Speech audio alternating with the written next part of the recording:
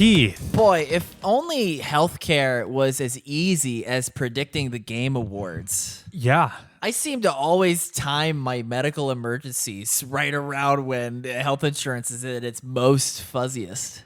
That's not a good pattern to fall into. It's fine. I'll make sure that the erectile dysfunction follows suit. Yeah, that's really unfortunate. Your second appendix burst again. You would think, yeah. Hey, Samantha's here too. Whoa. Hi. The trio has reunited for episode 112 of Mobius Tubes. It's going to be the Game Awards prediction episode. Those nominees just dropped. We're recording this on November 20th, 2024.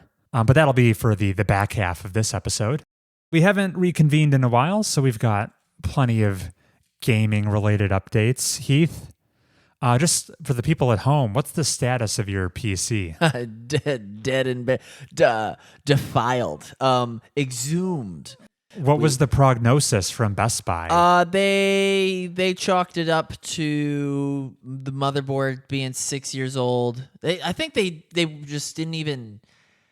They were like, the amount of diagnostic was not even worth the trouble. So I cradled in my arms in the pouring rain the data storage, the GPU, and the RAM. Sure. Yeah.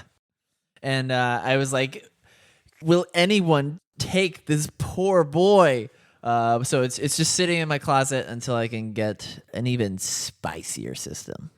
I look forward to the day. Now, despite this unfortunate outcome, I've been stalking your Steam profile, and your hour count is, it seems the death of your PC has done wonders for your gaming time. Yeah. Having no options leads to having many options. So I made sure to fire up a blazing hot game of Pyre. I can't wait to hear about the 25 minutes you spent with Pyre. I spent 25 whole minutes familiarizing myself with the main cast of Pyre, whether it's handsome ethnic, big girl, or dog. I do remember them. This is Supergiant's third game, and at least discussed. Heath's second Supergiant game. That short playtime leads me to believe it maybe didn't quite gel with you. Well, what do you have to do? You so it's a sports game. Yes. High octane, finger on the buzzer, rapid twitch muscle memory. 3v3. I was using the trackpad. I was trying to click where I wanted my character to go, and if you want to jump over the area of effect of the opponent's characters, you right click. But I didn't have a right click because I wasn't using a mouse. So you're a laptop gamer. I two-fingered the trackpad like any MLG athlete would. Sam is nodding her head in agreement. And I managed to be the tutorial boss.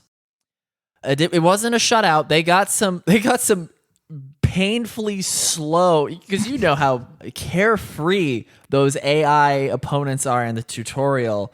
If you happen to wipe your whole team just by walking into the into the scary circles under each character. I was rubbing my temples as like the big guy on the enemy team just kind of sauntered into the goal. And then the main announcer guy was like, an amazing triumph of agility, whatever. So after that match, we caught up in our little darkest dungeon carriage. I followed the lady character who found like a special root consumable. I imagine that I'm just gonna pop that in the next right. But yeah, 25 minutes worth every minute. Will you ever boot up Pyre for a second session? I'm going to 100% it. From my perspective, at a cursory glance, it didn't seem very promising when your playtime on Steam the past 2 weeks was numbering at about 70 hours. And 25 minutes of it was Pyre, when around 60 hours was Civilization 5. I think there might have been a slight preference for one over the other. So as it sounds, that's the West Coast pumping those stats. Oh, it's a shared profile. My brother has the login. The other Cotton Gym. Don't tell Netflix. Also, just dox my whole family, by the way. Samantha, what's your favorite slam dunkaroo in Pyre? I've never played Pyre. You should play at least 25 minutes of it. It was news to me that it was a sports game. That makes me want to play it less. It's a sports game in the same way that Chance of Sonar is like a word game. That might be helpful if I knew what Chance of Sonar was. It's the Wilmot's Warehouse of... Yeah, keep going, Heath. Can I elevate your interest if I told you this was a religious sports game? No. I'll give it a try. I'll at least do 26 minutes. There you go. That's the spirit. But let's talk about real games. Okay. I'd like to hop in. Sure. I've only been playing one thing since we last spoke. And we all know what it is. We all know what it is. I'm deep in Metaphor ReFantazio. 5. Oh. No, still on that Metaphor train. Uh-huh. The latest RPG from Atlas. We're going to be talking about it. It's going to appear quite a bit in the back half of this episode. Plenty of nominations. I'm right around 90 hours in. That's a whole Persona. I think Persona 5 Royal took me a bit longer, but it's certainly no small game. It's just one of the most playable and enjoyable JRPGs I've experienced. I think Metaphor is great. I'm having an excellent time with it. I think I've got like about 2 weeks left in the game, so I have not finished it. I'm in what I think is the final arc, the big finale. So you've already 100%ed all of the bonds, or what are they called? The social links, your followers. Yeah. I have literally I'm one hangout session away from maxing them out. Yeah. I am firmly in the end game. General observations. I think Atlas has iterated and improved upon the Persona formula in many small but smart ways. They've even made improvements I didn't even know I wanted until I saw them implemented in Metaphor. I think the changes they've made have positively impacted the game, narratively and mechanically. I think I'll dive into the mechanical changes I like so much first. Get that nerdy stuff out of the way. Yeah, get it out of the way. Before we talk about the narrative and how it's been captivating my interest. Last episode, I mentioned how I think I preferred the archetype system present in Metaphor. For the Heaths that forgot what that system is. It's kind of a job system where each character, you can have them study a certain character class at will, and they specialize, and you kind of plan out their build that way, as opposed to the more Pokemon-esque monster capturing Persona system. I prefer the archetypes. That's still the case now that I'm 90 hours in. I enjoy the increased customization you get. For each member of your party, you kind of custom tailor them instead of the largely predetermined classes of Persona, where Makoto is always going to be the nuclear damage dealing type. I can make Stroll into whatever I want him to be. Sure, he's a little bit more naturally gifted in the physical damage dealing archetypes, but I could straight up make him a healer, and he'd be largely proficient in that role as well. You've got a lot of agency in how you develop every member of your cast. So that's great. I also like the enjoyable long-term planning you get, where you can kind of see the light at the end of the tunnel for like the end game really powerhouse archetypes. They'll have listed prerequisites you need to spend time mastering in the early game. It's a fun checklist where, like at some point in my playthrough, Hulkenberg is going to need to spend some time learning the mage class. She can't exclusively be a knight if I want to get her best classes. She's got gen eds? Yeah, exactly. Oh my God. You start off as a mage, but that's like English 101. Yeah. But English 102 is when you upgrade her to a wizard and eventually an elemental master. Oh. So I like that sense of progression. And then just the huge quality of life improvement in the archetype system, where in those Persona games where you're Pokemon-esque capturing shadows in every palace, and some of them have skills you're going to want to carry forward. Like, oh man, this passive skill that lets me dodge everything is excellent, but it only lives on this one persona I have. And if I want to carry that skill forward, I have to do some fairly tedious persona fusing, where you kind of like consult this giant compendium, mash two of your personas together. It'll spit out a new one. You can inherit some traits from the old ones. I didn't fuse them unless I could inherit those traits. Yes, that's kind of why you fuse, to carry those traits forward to more powerful personas. But in doing so, the ones who were the ingredients of your fusion, they're disposable, they're gone. You lose access to them. there's a lot of time spent in the menus trying to make sure you don't lose access to the best skills, right? Because every time you fuse, you're going to lose access to old ones. None of that is a concern in Metaphor. If one of your archetypes unlocks a bomb-ass skill, you just have access to it for the rest of the game. You can inherit it at will. It is so much less cumbersome, and I think it's better for it. So that was just me glazing the archetype system a little bit more, cementing it as my preference. It will be hard to go back to the immense amount of time I'm Googling things online about like what type of persona am I missing to perform the right kind of fusion I want. It's a far less opaque system, and that's why I like it. I mean, you could just do what I did and not Google anything and just be like, oh, well, no one can fuse with him and keep that power yet. So I guess he's just going to stay. And you'll play the game just fine if you do that. But Samantha, the loss of efficiency, what if I could be making even better guys? It's totally fine. Speaking of Googling, isn't there a dedicated party member that you could pay money to point you to an objective or something like that? Whenever you hit up the tavern at the local town, there's info brokers that you can pay money to get an informational leg up about future dungeons you're going into. And is it cheap enough that it flies under the I'll just Google it barrier? The quality of life of having that information accessible in the game is worth the small admissions fee. Yeah. So I pay it every time. Yeah, okay, good. That's what it's meant to be. So once again, it's another calendar system game. You're choosing what to do day by day, month by month in this game, just like you lived out a school year in Persona. They introduce just a couple more interesting wrinkles that make the time management a little bit more rewarding, where in Persona, every unit of time was identical. Any hangout session you chose to do, any palace you chose to infiltrate in Persona, it would take up a day, right? Just one unit of time. Where Metaphor gets a little funkier, this game is kind of like a globe-trotting adventure, and you will plan out multi-day diversions, side quest trips that will take you off your critical path for multiple days at a time. We're talking 2, 3, or 4 days to reach the actual destination you're trying to travel to. So that's some longer term day planning, right? Where this dungeon that has a couple side quests I need to fulfill once I reach it, it will actually take me 3 days of Gauntlet Runner travel to get there. So I'm hard committing to it for a sizable chunk of my time before the deadline.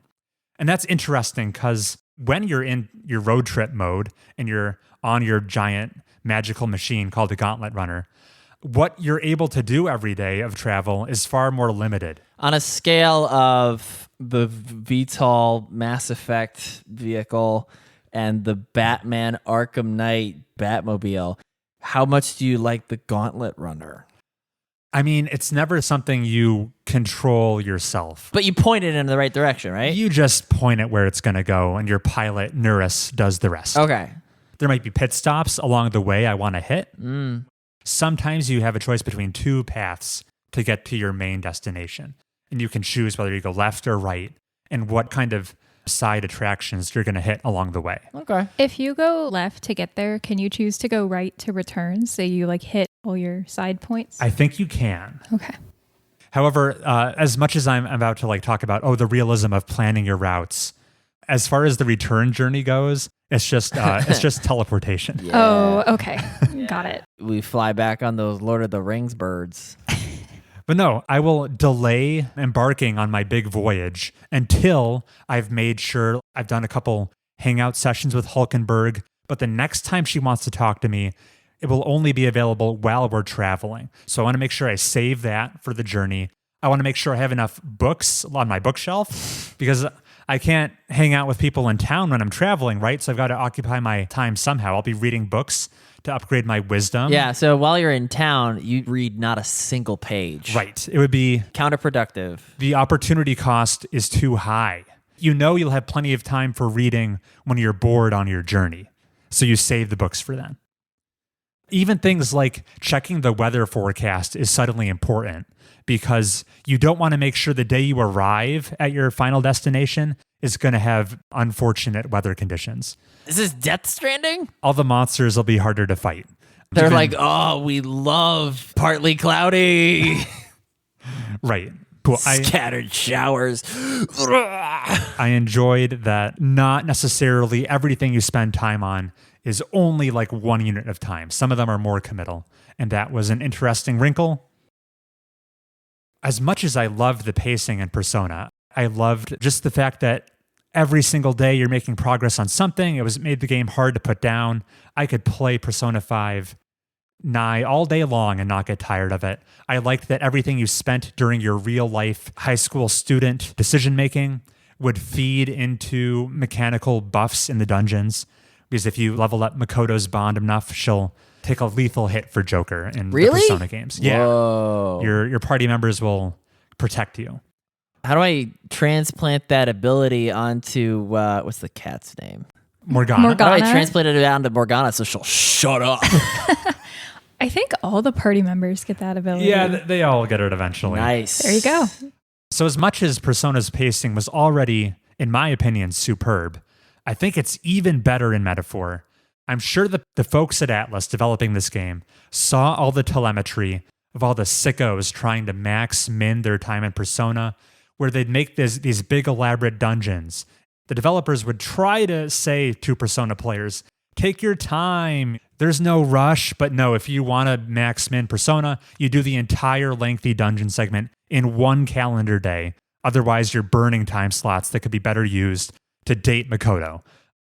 So I think the smart improvement and change they made with Metaphor is that there's far more combat encounters, and they all take much less time. Dungeons in Metaphor are by and large much shorter. It's not this marathon. You're like going through 6 or 7 hours of content in one sitting. No, they'll throw side quests and things at you, so you'll spend more of your days in combat, but none of them will be nearly as long as a Persona 5 Palace.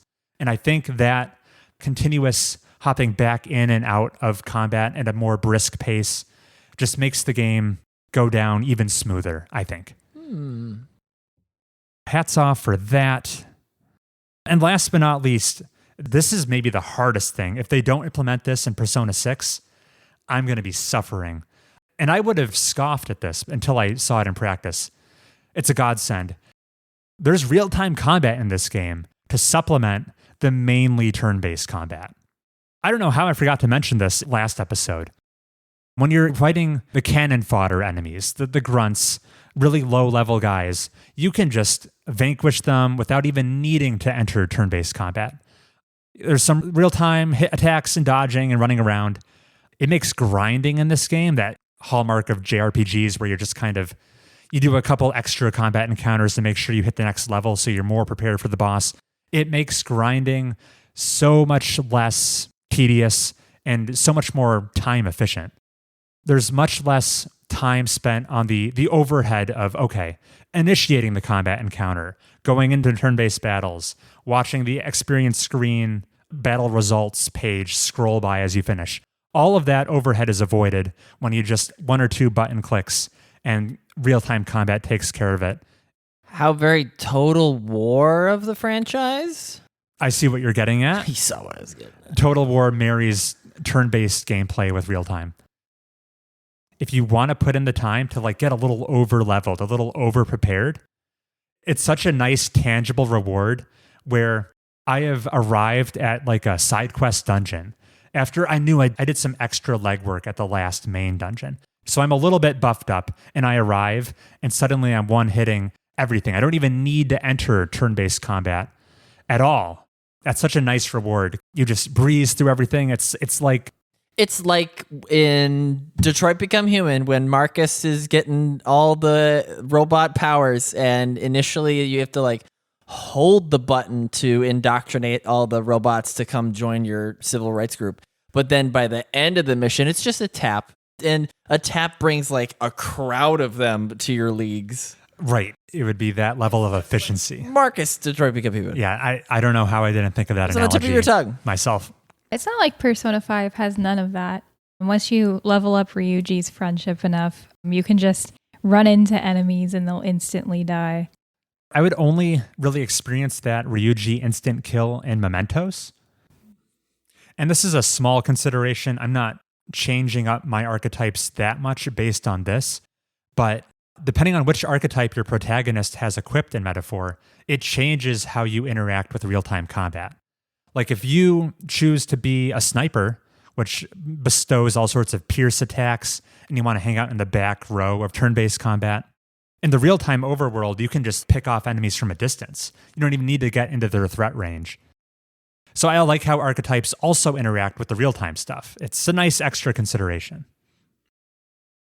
So let's talk narrative, What's right? that painting that they're always referencing? Oh, where the humans come from. Yeah? You're talking about the religious painter. Let's look him up. It starts with a B, right? Isn't it Bosch? The demon monsters in Metaphor at the beginning of the game, you learn they're called humans. I'll show you their enemy designs. They're quite avant-garde.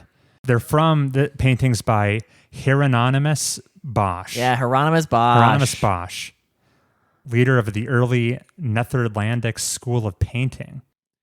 So this guy's in the game. Big egg guy. I don't like him. Here's the painting. Yeah, for the audio listener, this is upsetting art. And it's like explicitly referenced. You see how there's a bunch of people hanging out inside the eggshell? I do. Part of the fight, people will come out of the eggshell at you. What? Oh, deliberately. Wow. No. Yeah, it's quite explicit. Huh. And these paintings of Bosch were supposed to depict his interpretation of like what hell is like. Right. So these were like how human sinners are being punished in hell. And Metaphor, I mean, you can draw some parallels there. When you see one of these guys unveiled for the first time and one of the characters exclaims, "Is that a human?" It takes you aback because you're like, clearly this world building lore is going somewhere and I wonder where. And now I kind of have answers to that, but we're keeping this spoiler free. I'll talk about the narrative. 90 hours in, as you might expect, there's been twists and turns aplenty. It's maybe a little backloaded.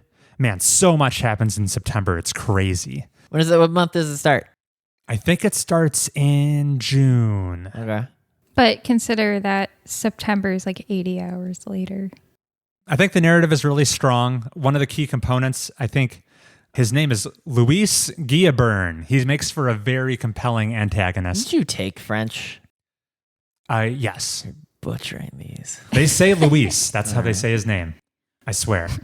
He's bolstered by a great voice acting performance. He's just such an arrogant and yet still charismatic general. He's so self-assured that he can do nearly anything, and he often backs it up. When you see so many examples illustrated of how this world society is rampant with corruption at the upper echelons of power, and there's just so much arbitrary prejudice, much of your station in life, because this game is very concerned with class, but also they call them tribes in this game, how differences divide the population. Yeah.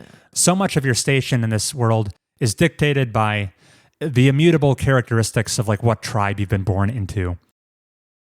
And it's just so blatantly unfair that you can see why so many inhabitants of the world of Metaphor would desire to see the status quo torn down in favor of an ideology much like the one Luis is offering. He's in favor of a ruthless meritocracy. It's very much might makes right.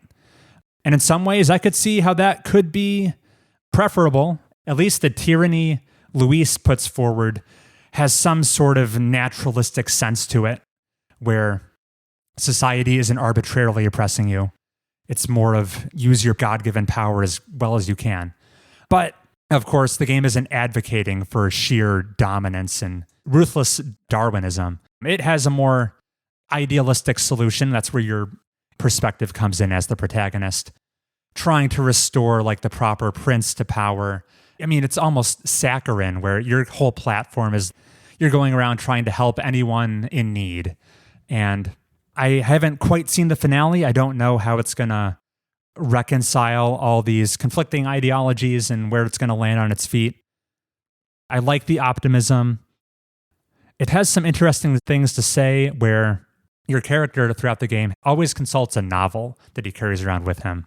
It's a fantasy book that depicts a world a lot like the one we'd be familiar with and idealizes it, where it's kind of like, it shows a lot of Western democracies where the characters in Metaphor long for a world where everyone is of one tribe and the people vote to choose their ruler, and all things in a Western democracy we take for granted, they view as a fantasy. And I think the game poses the question, in a population so diverse and there's so many conflicting perspectives, is a long-running successful democracy ultimately a fantasy? And I guess this game came out at a kind of a timely period because it's been on my mind lately. And I think it's been offering some relief and escape from current events, we'll say. I, on the other hand, am a hardcore Gia burner. Kids, if you're listening to this, if you score higher in the pacer than one of your classmates, you have permission to take their muffin at the lunch line. So says Louise. Those are some thoughts on the overarching plot. More specifically, I think almost across the board, universally more interesting and immediately grabbing social link sub-stories in Metaphor, at least compared to what I've seen in Persona. Don't get me wrong, I love seeing how they develop the side characters in Persona, but there's always like a weak link, right? For some people, Futaba. They took issue with Ryuji just like trying to reconcile his old grudge with the track team. I felt like all of the social links in Persona 5 were kind of like low stakes. They're low stakes. Like Yusuke has artist's block. And okay, but Yusuke's is great. Trying to get him inspired again. The stakes are much more readily apparent in Metaphor, where on your mere second hangout with a character, you'll witness his entire hometown getting burned down as he swears revenge. And you're like, whoa, this is where the second hangout is? I wonder what we'll be doing by hangout rank 8. And it just escalates from there.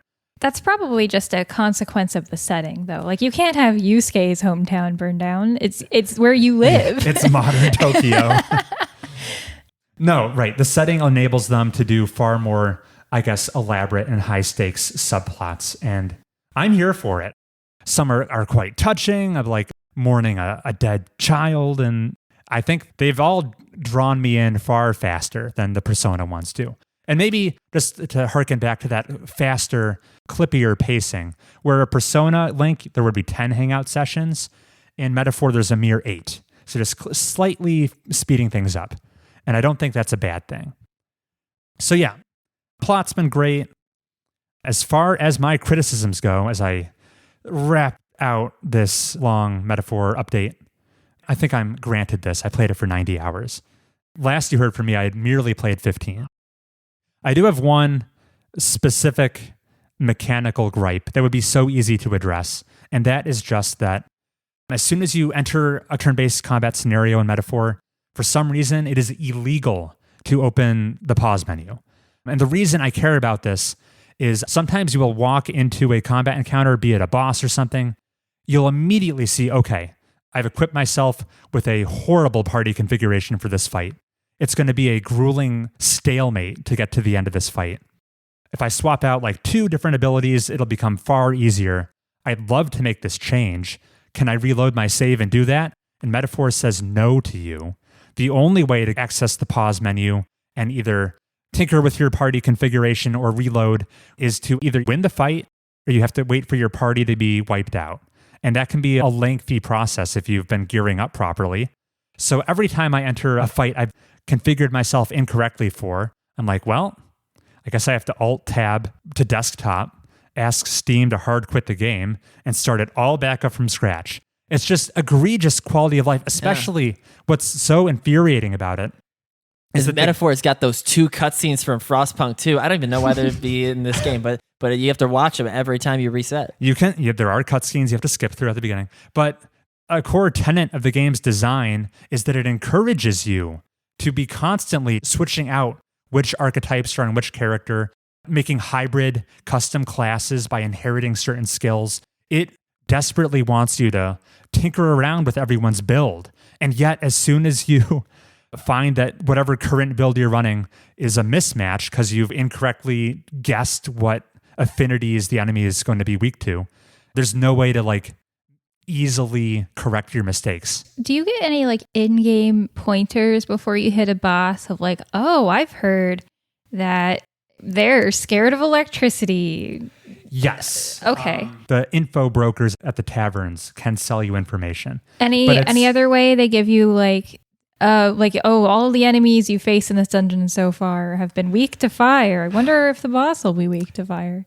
You can get hints. It's not complete information. And it's much like Persona. The game's assuming you're going to go through trial and error to figure out what affinities enemies are weak to. Right.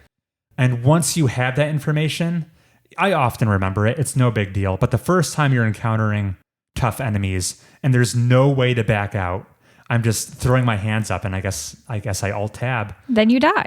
Because otherwise, you might be able to win the fight, but it's going to be so Pyrrhic because you have to like sink so much resources into winning it. When if only you had one skill that could exploit the weakness, it would be a cakewalk. It's rough. To add insult to injury, Persona 5 had one of the most stylish pause menus I've ever seen. And this game also looks, the UI is great. But they won't let you pause. Persona 5's is better. This specific complaint of mine is also, I could laser target it right at Persona 5. It has the same sin. You cannot pause in combat. You can swap your party members out and you can swap your personas. So you can essentially do what you want Metaphor to do. You just don't need the pause menu. You know what I mean? You just need Joker. Yeah, you just need Joker. Because if you're like, oh no, this guy's weak to lightning and Ryuji's on the bench and you're like, okay, I'll just swap Makoto for Ryuji. It's fine. Yes, since people only have access to one archetype at a time. Right. You need the pause menu. It's not as flexible in Persona, but here the pause menu seems more useful. And yeah, as I wind down, I think I've highlighted almost nearly universally ways I think this is an improvement over Persona 5. I do think Persona 5 has one edge over this game, and that is the level design of the palaces in Persona 5 are night and day better than Metaphor's. Metaphor is a lot of corridors and right angles. There's occasional like puzzle solving in a Persona 5 palace. They've got much more of an aesthetic identity. Man, the corridors in Metaphor really blend together. There's not a lot of environmental variety, not at all. Maybe the architecture in this fantasy world was like that. I mean, Hieronymus Bosch loved right corridors. I never found the puzzles in the Persona 5 palaces to be like, wow, how cool. They were always like, okay, I guess I'll do this so I can get to the end of this palace. Because by then I'm like 3 hours in and I'm like, please, I hope the next corner is like the final boss room. So I'm fine with those being out of the palaces. All right. I consider it a waste of my time. There will at least be sections of a palace that will like stand out in your memory, where I think the walls and corridors of Metaphor dungeons look very similar. It is sad that they're losing the unique design of each palace, per se, because I do think that was cool. Madarame's palace in Persona 5, it's all like the art gallery and stuff. Really cool to look at. Yeah. And then generally in the landscape of video game RPGs out there, I think the framing of what Persona does is the far more novel than Metaphor, where it's borrowing from Jungian psychology and you're diving into a person's perspective in their palace. So you can kind of like psychoanalyze them. There's aspects of their personality manifest in the obstacles you overcome. Where in Metaphor, you're just like at a location. Well, you're not in the cognitive realm. Right. So that wouldn't make sense. So I'm not saying it doesn't. I'm not saying being at a location doesn't make sense in Metaphor. Okay. I'm just saying the framing of Persona 5 it's far cooler. More unique, far more interesting in my opinion. Yeah. I kind of miss it. Where Metaphor is just, I am at a crypt and I will see the skeletons inside. Who doesn't love a good skeleton? Yeah, Chris playing Skyrim. I'm at the Greybeards. Fusroda. I'm just saying that's what I miss most about the Persona franchise and why I will be eager to return to it. I miss the novelty of exploring the mental states of the characters. And you don't get anything like that in Metaphor. I liked the final palace in Persona 5 Royal where you're like answering multiple choice questions. That was cool. I'm assuming Metaphor does not have anything like that. Yeah, nothing. But to be fair, neither did Persona 5 original flavor. So I'll wait for Metaphor ReFantazio refantased. Yeah. Extra fantasy. Extra fantasy. Cool. I'm guessing you guys don't have any questions because I covered everything. Well, you just said you like all these things, but if in 2 weeks' time Atlas offers the DLC and it becomes the full package on the marketplace, I'll be lining up to buy that DLC. Yeah, but you hated when Persona did that. Persona never offered DLC. It repackaged the game, didn't let you carry your save over, and sold it to you at full price all over again. If they go with the DLC route, I'm fully in support. Speaking of DLC routes, that could segue to Samantha pretty well. Yeah. Oh, okay. I finished Outer Wilds and I've completed the Outer Wilds DLC Echoes of the Eye. Oh, yeah. I won't say too much about finishing Outer Wilds, just that the ending was fantastic. It really raised my opinion of the whole game and I really thoroughly enjoyed it. I thought it was a great moment. It felt really rewarding after all the platforming around that stupid black hole. Felt worth it seeing the final scenes there. Emotional, yeah. It got me pretty good. And then, of course, I turned to the DLC.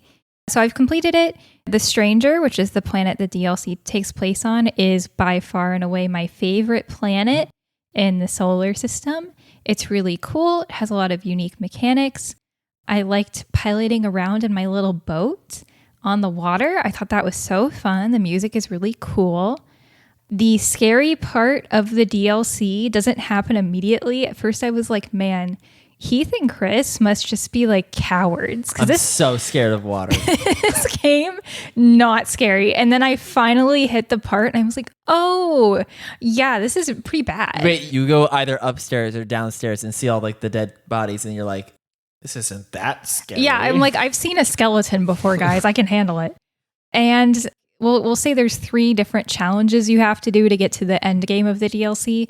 Trying to do the first challenge, I was so scared. My hands were getting so sweaty. I couldn't like play the game. The controller wouldn't stay in my grip. So I had to put it down and come back to it. We have no idea what you mean by the first. You could do them out of order. Is it the house? The house. I call them the house or the party house. It was the house was my first one. Okay. Party house was my second. And then the third one was my third. The pit. The pit. Yeah.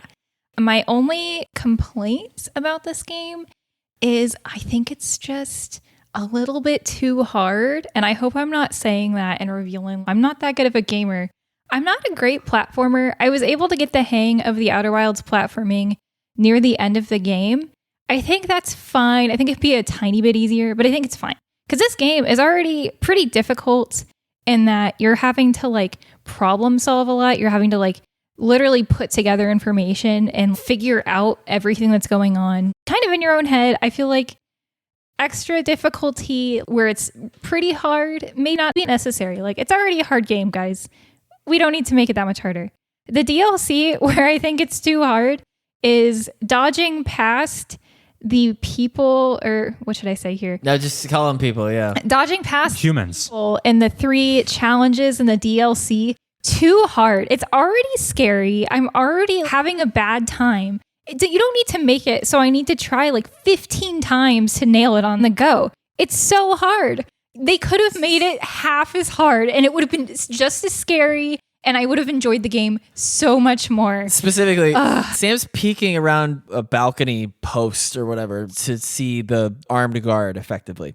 And then the armed guard spots you, goes, "Awoo!" And then if you've ever played Super Smash Bros., you ever see Ganondorf's grab animation? It just kind of like rushes towards you and like gets you. That's what these guys do. They rush you. It's like either I can try to navigate blindly so hard. I'm so bad at that. I will admit I have no navigation skills. I'm very bad if I'm like behind the wheel of a car and you're like, Samantha, you have to go to X location. Figure it out. I will never get there.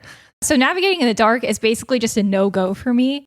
trying to keep enough light that I can see where I am and also not get absolutely blasted off the map so hard. And it's not like Senua's song, Sacrifice, the Senua game, where you can still see the pulsating bad things and you go, I'm going to take this wide turn. The screen is literally completely black. It is like Pokemon Mount Moon perfectly black. Yeah. Too hard. It should have been like... This is the house. Yeah, the house took me quite a few tries. Unfair, yeah. Why does he keep teleporting where I need to be?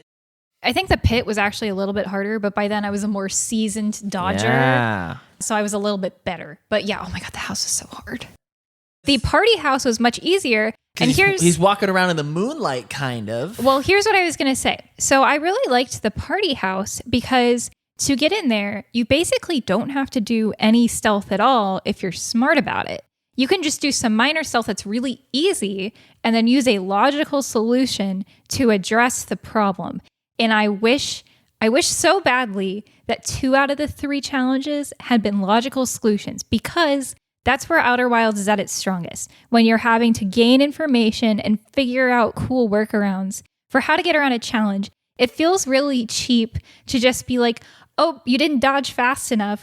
Oh, you're not so good at remembering where the bridge is, so you fall into the water for the 4th time.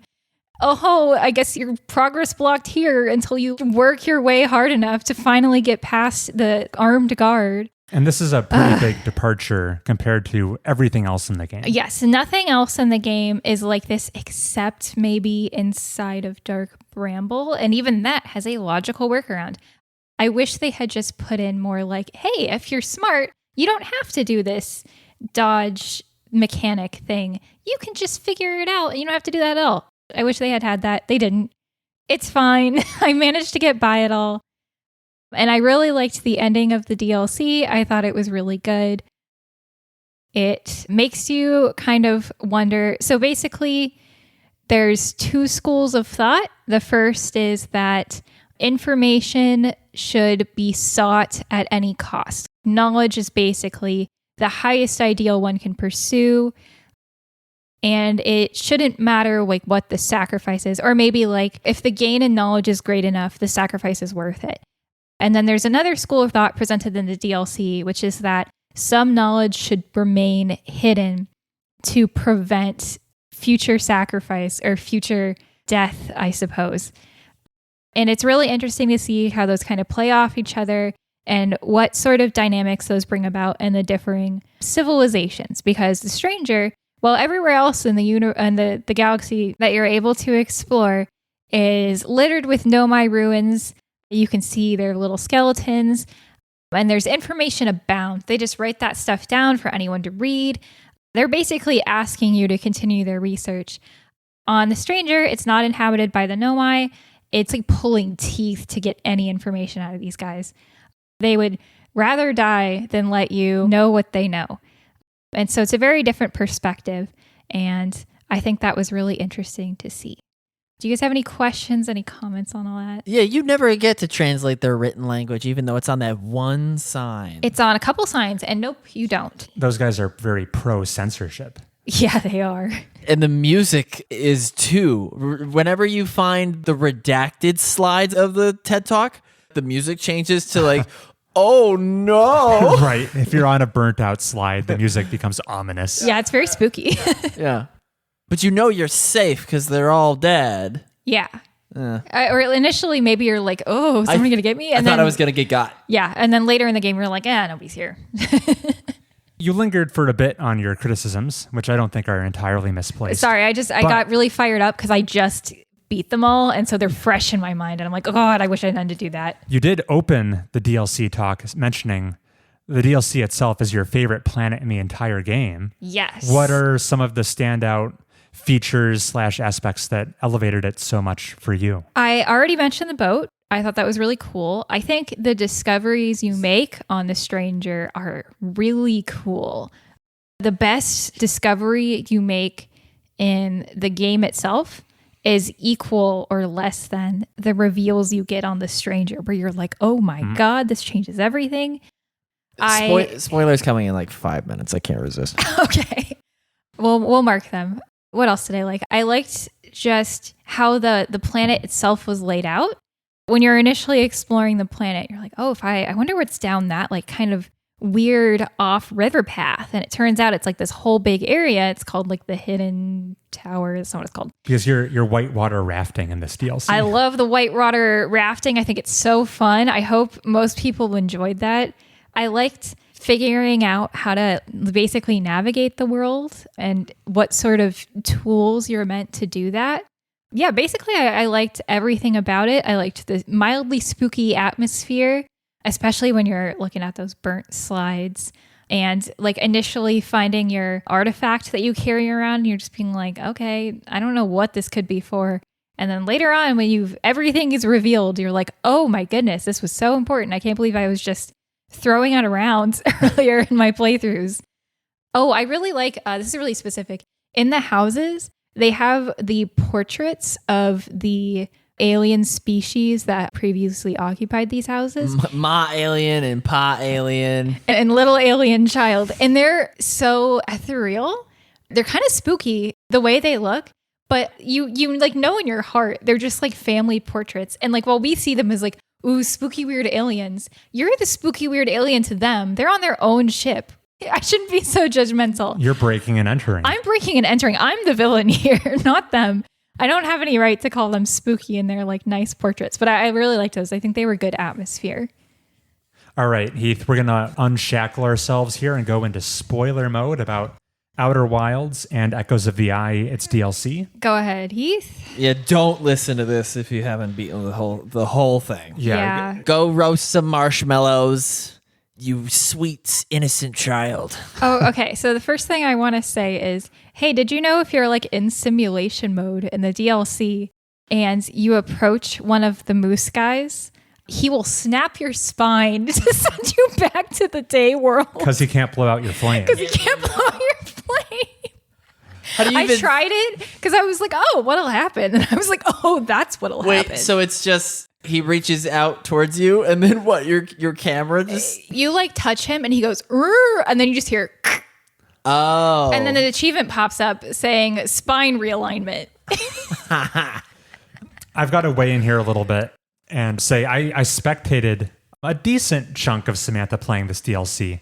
Watching a new Outer Wilds player as an experienced one is a feast or famine experience. Okay, so what Chris is referencing... I saw the slide reel where the guy goes to sleep holding the artifact in front of the fire. And I was like, oh, that's what I do with the artifact. So I go to the fireplace room with the dead guys. And I'm on the edge of my seat. I can't wait. I'm like, he went to sleep, right? He didn't die. And I was like, man, if only I knew. I feel like there were a sleep button in this game. And then I U-turn out of the room and I go off.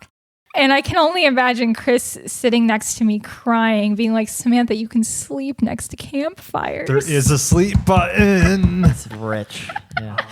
Yeah, so there's a lot of mundane moments watching someone play this game. And as they figure it out, as I'm sure it would have been equally or more mundane to watch me stub my toe as I try to figure things out. But then there are the pop-off moments where they do figure out something really cool. The moment I most hated watching you was you accidentally stumbling upon one of the big 3 simulation secrets on accident. So I was just on the boat and I could hear the music being like, your time's up, get off the stage. And I was like, well, whatever, who cares? And I just walked off my boat to go back into the real world. And I walked off my boat in one of those cool little dark tunnels. And then all of a sudden I'm dropping into this like weird green world. And then I see a platform, I walk onto it, I go, and then one of the belts, I've been calling them belts, they're like the locks on the prisoner's sarcophagus, goes out. And I was like, I looked at Chris and I said, did I just blow out one of the belts? And he says, yup. And I was like, I wasn't supposed to do that yet because I don't know where I am. And he was like, I'm not talking to you right now. He was so mad.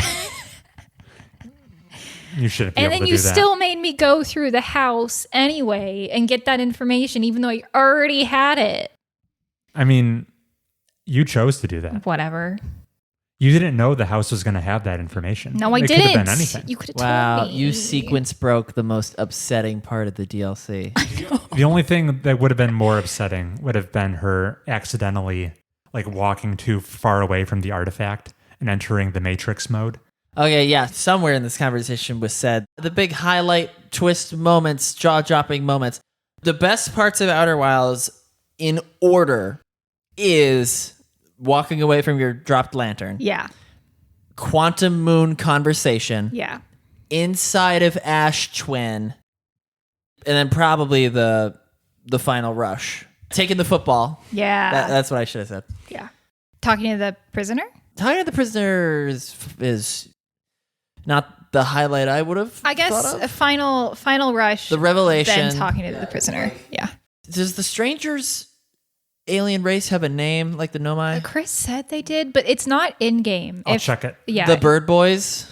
They're like moose. I call them moose men. They only have beaks, don't They got they? antlers. They have beaks, but they got antlers. So the moose men wanted to hide the solar system in their shield? So they were hiding the signal of the eye of the universe. Just for dumb reasons, right? They were like, oh, we burnt down our planet to Yeah. get here because we were tracking this signal. And there ain't nothing here. And the signal is basically just telling you that the universe is going to end and kill you. Right. And so there's nothing really to be gained. Oh, so they were like, we don't want anybody else interpreting this signal? Yeah, they were like, we don't want anyone else making the same mistake we did, ravaging their homeland and then coming here, sacrificing everything to find the signal and then being like, oh, it's just prophesizing our death. So they put it in a Faraday cage until... Our prisoner wakes up and he says, I'm going to unlock it. And then the signal goes out for like a second. And then they're like, you can't do that. They close the signal again. They lock the prisoner up. That's where you unlock him at the end. He's been locked up for that crime. And the Nomai are the ones who find that signal. That and single shockwave. Yes. The Nomai clan that populated our solar system are the ones that found that We're brief like, moment what the of signal. fuck was that? Yeah, they were like, ooh, let's go there. And that's how you have this whole solar system full of Nomai ruins. It's because of this one moose man. Yeah. The only reason Outer Wilds boy survives the solar system exploding is because of prisoners' actions. Right. Great. Yeah. So good. Pretty cool. You can also, there's like different ways you can survive the solar system's explosion. Sure. Yes. But Yeah. some of them are not very good. No. Did you ever destroy the fabric of space-time? No, I Googled after I finished the DLC because I didn't want to spoil anything. And you said there was a goofy ending and I should go look into it. And I did. And I see that's very funny. The one where you like talk to yourself, that's pretty weird. That's two. Aside from talking to yourself, though, what Chris is referring to is when you rip away the black hole as the signal thing enters it. Right. Oh, okay. Yeah. Okay. You're familiar. She is a familiar. Yeah. The kazoo ending. The kazoo ending. Yes. Yeah, I looked it up. I like read it. I didn't watch like a playthrough of it. So you the wouldn't have visuals heard are the off. kazoos. I wouldn't have heard the kazoos. They did like the Outer Wilds theme, but it's kazoos. To make fun of you for doing that. Yeah. Endings I actually hit in the game. I took the Ash Twin Core to the Nomai on the Quantum Moon, and I was like, for you. And basically what happens there if you just like wait is you're like, oh, your time on the Quantum Moon has lasted endlessly. It blows together, blah, blah, blah, end. And I was like, okay, whatever.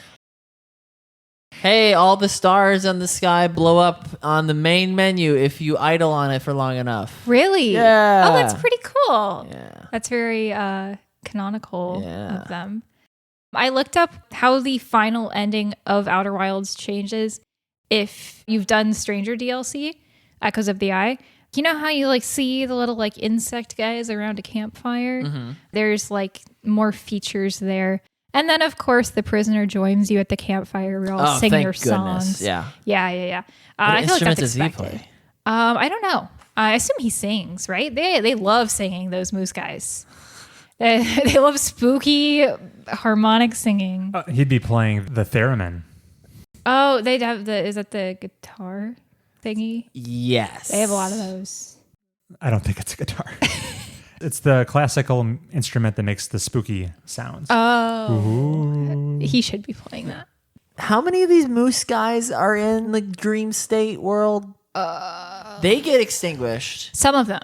but then like there's still a bunch that So are out there. Here's how it works is if the dam floods that fire room, those people in that area will be extinguished. Right. So like the party house, as I call it, what I did was I like opened a pathway so I could boat there from another fire teleporting location. Yeah. I boated there, waited for the dam to break, and then I got into the party house. You stay dry. I stay dry. Everyone in the party house is flooded, so I can just walk through the fireplace, no problem, get that information.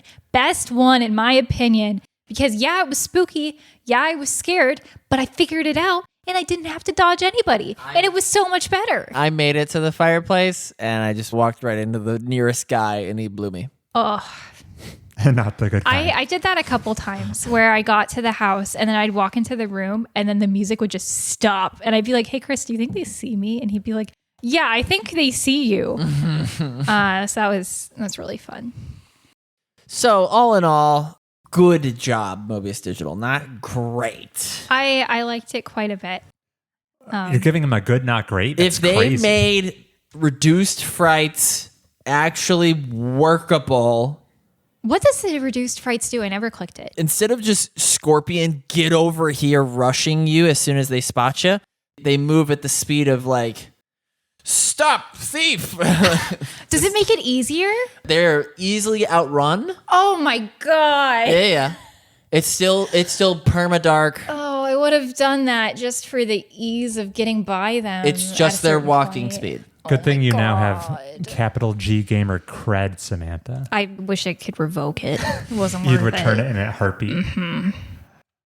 Very good. And that's Outer Wilds. That's Outer Wilds. It's Outer Wilds. Very cool to revisit it.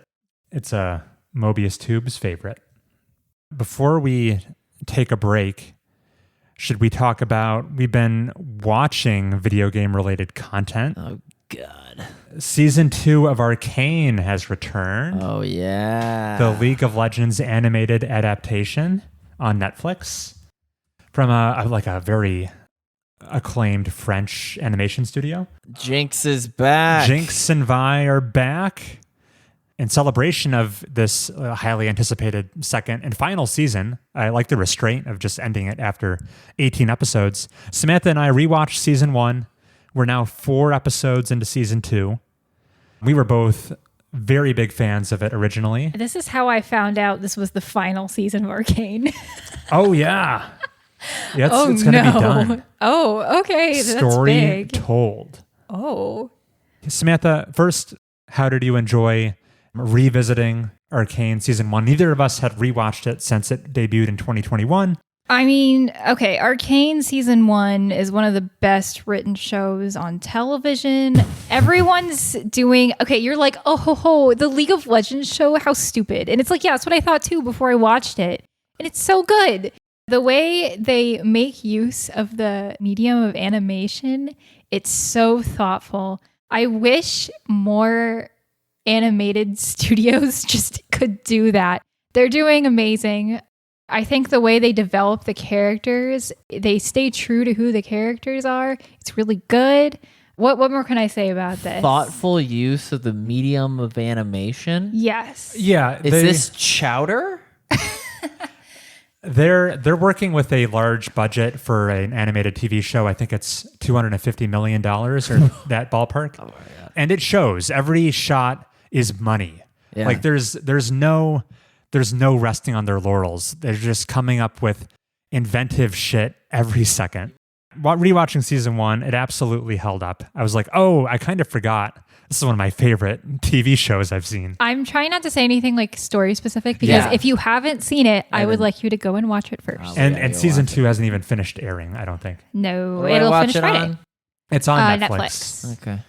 And tuning into season 2, what do you think, Samantha? Man, you're asking me a lot. I don't want to say anything story specific. I think the initial place they took Vi's character, I wasn't totally on board with. I think where she is now, and Chris, correct me if I'm wrong, we are on episode 4? We have finished 4 episodes. So 5 to go. Don't hold me accountable for the remainder of the season. I think they've sort of rectified that, or they've like kind of justified how she wound up there and where she is now. I really like what they're doing with Jinx. I think they're doing some great parallels with her. and this new character they've introduced. I'm being so vague here. I just don't want to say anything about the show. And I like how they're developing her character and kind of her mental illness. I think it's really good. There have been some unlikely team-ups that I'm enjoying. Oh, they're so great. Yeah. I like Roadhog, how many Mercy. I like how many lesbians are on this show. Chris was watching two girls on the screen. He was like, man, does any girl in the show like dick? And I was like, no, and that's why it's so good. Orange is the new bot lane. Yeah, there you go. Oh, they call the underground society where like most of the main characters live the lanes. Oh. And it took us rewatching season 1 into season 2 to be like, oh my God, that's a league term. That's what they call it that. Yeah. How embarrassing. That's why they call it that. There's even like a team up of 5 in season 2. And it's like, okay, guys, we get it. This is a League of Legends game. Hey, I was exposed to Digimon first. And so when someone introduced me to Pokemon, specifically like a Pikachu evolving or something, I was like, oh, they digivolve. And they're like, you mean evolve? And I was like, no. They digivolve. Yeah. Arcane Season 2, somehow I think the animation quality and level of inventiveness has somehow been dialed up past 11 to 12. Oh, I do like how they're experimenting more with the animation style. It seems like the opening of every episode begins with a very experimental, like short music video. Yes, and I set think the tone. Not all of them are S tier, but I'm glad that they're doing it because it's a good payoff when it works. They're taking swings. Yeah, and they should be the ones to take swings because they have so much money. They have so much money. Yeah, you see every dollar on the screen as you're watching. I'll say season 2, the scope of the plot and the scale of the number of characters they're juggling, it has been expanded, as you might expect. They're not starting from square one like they were in season 1, where they had to establish things. So now that the scale of the show is larger, it maybe does lose some of its impeccable focus that was in the first season. There are sometimes things that I'm not fully grasping their level of importance they're showing in season 2. It seems like it meanders a little bit more. But that is the largest amount of criticism I can muster. It's really good. Let me emphasize that the fact that this is based on the League of Legends IP is an active deterrent to me enjoying it. Same here as well. I would have stayed 1,000 feet away from anything labeled League of Legends, but everyone was like, Arcane is the best show ever. It is. I was like, fine, I'll go watch it. It is swimming so hard against the stream. Yeah. And it's amazing. All right. I will say, feather in the cap of the show is it's definitely not afraid to like kill its characters for like the sake of character growth and plot development. And I really like when shows do that. I like when Attack on Titan did it. I feel like a lot of shows are having the problem of, oh, well, he's the fan favorite. We can't kill him. We got to bring him back. And I like that Arcane doesn't take that route. Well, I'll just say that. I don't know what you mean by that. They don't take it well. Oh. We recently saw a scene that might call into question that a little bit. Is that life? That's Doesn't seem like life to me. We can't give any more details. Yeah, I'll say less. That was, oh my God, that was crazy. I'll watch it after the semester ends. I think you'll be surprised by how much you like it. Okay. This would be like the first anime. Can you call it that? No, you can't. It's not Japanese I'm gonna made. call it anime. I see. I don't think I would label it that way. It's more Western style animation. It's the closest Heath will come to To an watching anime. Since the adults are feeding the kids to the monster. Oh, yeah. I've made Heath watch one episode of The Promised Neverland. Oh, I was thinking Castlevania. Was it dubbed or subs? It was subtitles. You dropped him in on subs? Yeah. It's Heath. I didn't know my Hot audience dog eating. clearly. Red-blooded bleeding. I think that's all the video game media we've consumed in the past several weeks or so. So why don't we take a break? And when we return, time to call up our good pal, Jeff Keighley, yet again.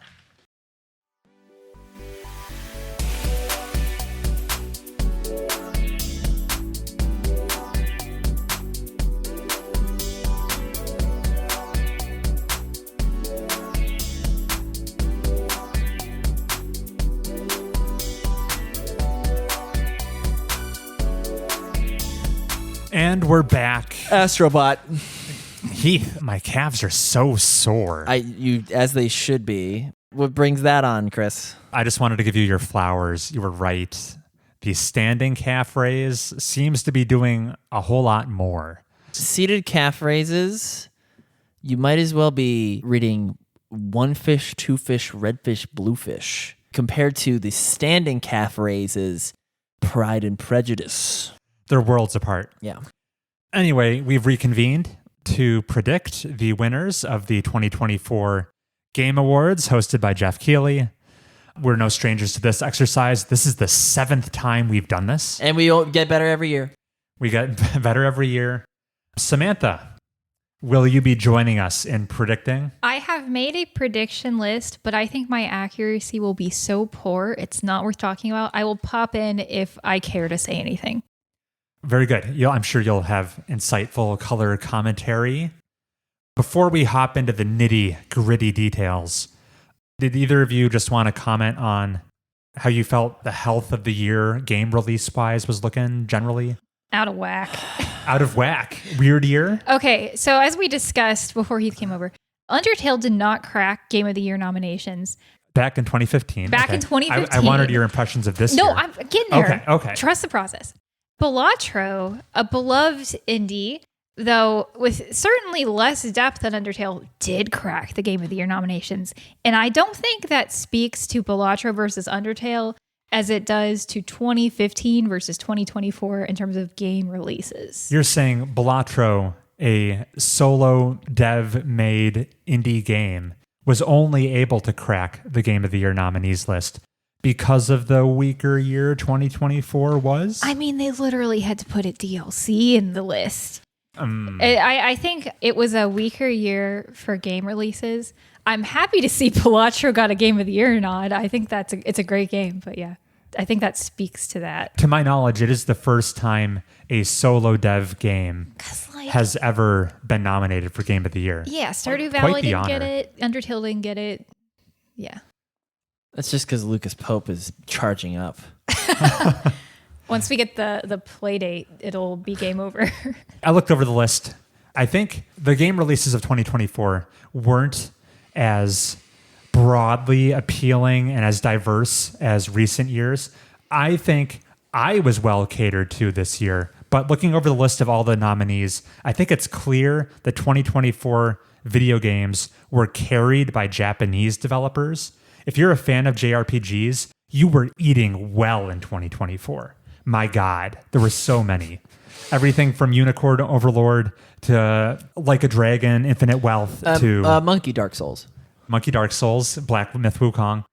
There was a readily apparent lack of AAA games from Western studios coming out in 2024.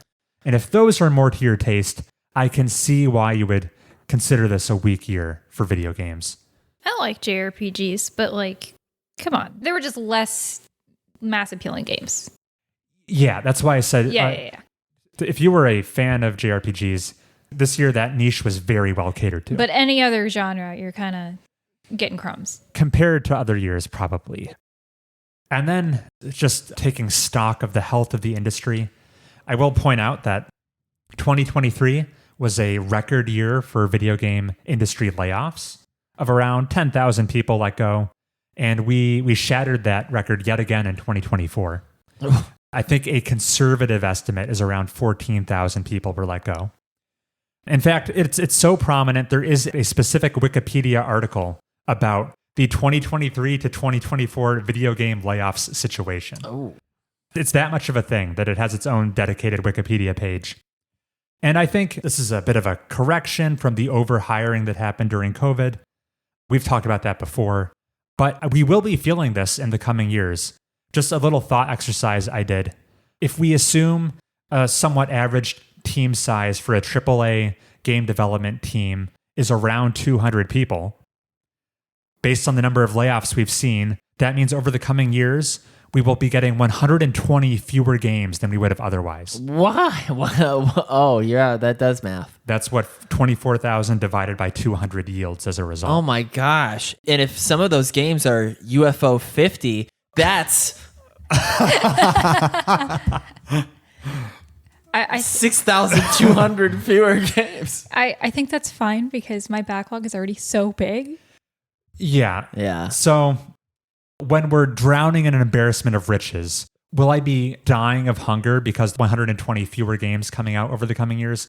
Probably not. I'll just be catching up. But it is a sad statement to make. Yeah, Chris, one of your life goals is to visit Japan. And I was talking to Chris about it. I was like, oh, like, when do we want to go? And he's like, oh, well, I have to play through all the Yakuza games that have come out so far before I go. And I was like, what? So you don't get spoiled for Japan? I need to do my research. Yeah, I don't think Chris needs new games. But I want to visit all the landmarks in the games. But if I haven't played all the games, I don't know all the landmarks. Especially the CEO that ran out of toilet paper in that one street. Yeah, we're going to get a picture of him there. Don't you worry. Anyway, potential concerns about the health of the industry aside, shall we dive into predicting the categories? What's our first category, Chris? We'll go down the list, but we'll save Game of the Year for last, as is tradition. Yeah. We'll kick things off with Best Game Direction, always a bit of a nebulous category. Awarded for outstanding creative vision and innovation in game direction and design, the 6 nominees are Astrobot, Balatro, Black Myth Wukong, Elden Ring Shadow of the Erdtree, Final Fantasy VII Rebirth, and Metaphor ReFantazio. In past years, it's always kind of amusing to me that the Best Game Direction category will very closely mimic the Game of the Year category in terms of what gets nominated. But this year, they're just carbon copies. They are identical. But we're putting them up for Best Game Direction. Heath, what does your mind go to? You're not allowed to give it to Final Fantasy VII Rebirth because that's just a remake. And you're not allowed to give it to Elden Ring Shadow of Erdtree because that's a DLC. You have to get it to Metaphor because of all the reasons that Chris listed. Yeah, Chris spent 40 minutes talking about that game. And the other guys aren't directive enough. Yeah, it's always a little unclear how the panel of judges assesses what they mean by Best Game Direction. I'm actually going to give it to Astrobot for this category. As part of the description of the category, it does mention innovation. And Metaphor is very much an iteration, not an innovation. It's fantasy Persona. For Super Mario Odyssey would like to have a word. Sure. So also, not to give away too much, but can you explain why Black Myth Wukong would be unsuitable for this category? Because Black Myth Wukong... We don't play it. It was big not in America, right? It was very big in the Chinese market. Yes. Probably somewhat popular here as well. So I'm thinking it's a pretty good game, and it's just like it's not in our minds because we don't hear about it. If I run the risk of underappreciating a certain nominee, it would probably be Black Myth. Okay. I saw Black Myth Wukong as store brand Sekiro Miles Morales. It's not store brand. It's Journey to the West branded. That famous Chinese legend. I mean, look at that. Journey to the It's like one of the oldest fantasy novels ever made. Go ahead and talk about why you love Astrobot. Oh, I think it stands a strong chance of winning this category because it's creative vision. I've heard there are some very endearing homage levels in Astrobot where they very closely like parody / emulate the many references that game makes to classic PlayStation franchises throughout its history. So it's constantly innovating on a level-to-level basis where it completely changes what kind of a game it is. I think that's fairly innovative. I also just think as far as the direction we want, maybe I'm co-opting this category, the direction we want the industry to be turning, I think it's a healthy, sustainable way to make a game. Astrobot was made on a sub 100 person team in about a 3-year dev cycle, which is a far cry from the bloated dev cycles plaguing the industry right now.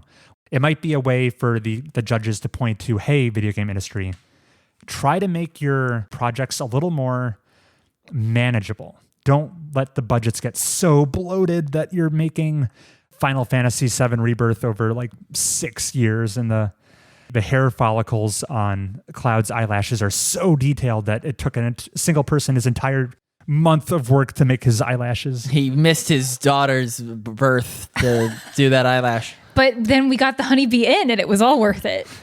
But the production value quality is unprecedentedly high, but at what cost?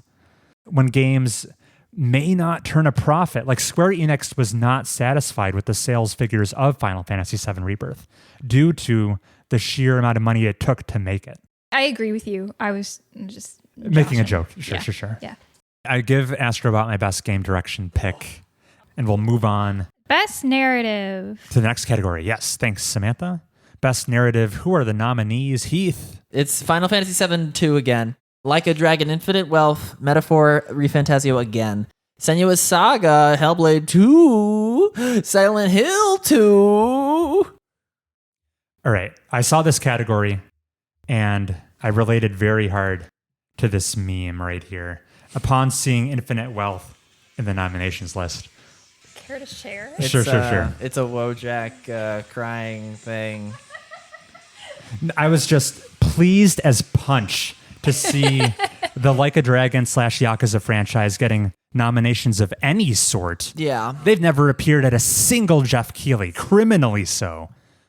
So to see it finally getting some flowers, it's not going to win Best Narrative. No. But to see it acknowledged, big win for Yakuza fans all over the world. So happy to see it. Okay, well then who does win Best Narrative, Chris? I give Best Narrative to Metaphor ReFantazio.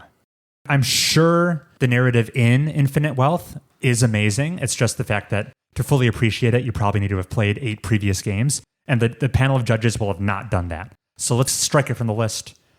Final Fantasy VII Rebirth, I would probably disqualify on the fact that it's a remake. It's also the middle chapter of a trilogy where Metaphor is like a complete one and done, full, complete product. You say it's a remake, but based on the first entry, it's very clearly taking the story in a different direction. So that's I think true. It's a viable, calling it a remake and saying, it can't win Best Narrative. I don't think that's true. I think it does stand a chance. I don't think it's disqualified. Okay. In fact, it would be my runner-up pick for most likely to win. Okay. I'm grasping at straws for how I can give Metaphor its dub here. I give it to Final Fantasy VII Rebirth. Okay. So a quick question. Is Like a Dragon, Infinite Wealth, Yakuza 8? Yes. Is that why the key art is stylized to look like an 8 sideways? It must be. Interesting. Well, no, actually, that's an infinity sign, Heath. Infinite Wealth. Ooh. But it doubles as the 8 because it is the 8th main line. Oh, thank goodness. Very Mario Kart of them. We can all agree Hellblade 2 probably does not win. No, it's just lucky to be nominated. It came and went like a fart in the breeze. Yeah, the reviews for that were not kind. It was shocking to see Hellblade not nominated for our next category, Best Art Direction. It's really dark. It's not. You can hardly see it. It's one of the most technically impressive games ever made. But anyway, the nominees for Best Art Direction are Astrobot, Black Myth Wukong, Elden Ring, Shadow of the Erdtree, Metaphor ReFantazio, and Neva. I said Neva. It might be Neva. I could be wrong. Metaphor doesn't win because Persona is prettier. So that studio can do better. You think so? Yes. That's my opinion. What is unappealing to you about the Metaphor art style? I think Metaphor looks great. I mean, I don't like how many body parts I have to look at when I see you play it. But I think it's nice, but Alice could do better. Before you even announce what you think is going to win. For the audio listener, Neva, think Limbo, but girl. It is a girl game. Yeah, it's a 2D puzzle platformer. It's from the Grease team. I was tempted to give it to Metaphor. I ultimately didn't.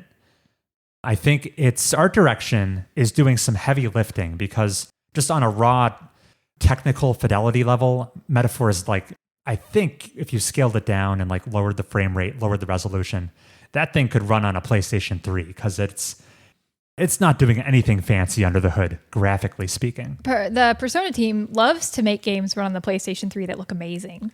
Right. Yeah. Its art style and character designs are great. I am often amazed with how much detail and subtle facial work is put into the 2D character portraits. I think they really upped the ante on the portraits. And of course, the main strength of Metaphor's art design is the incredible UI and menus, which I don't know if you give it the win of the year for its amazing menus.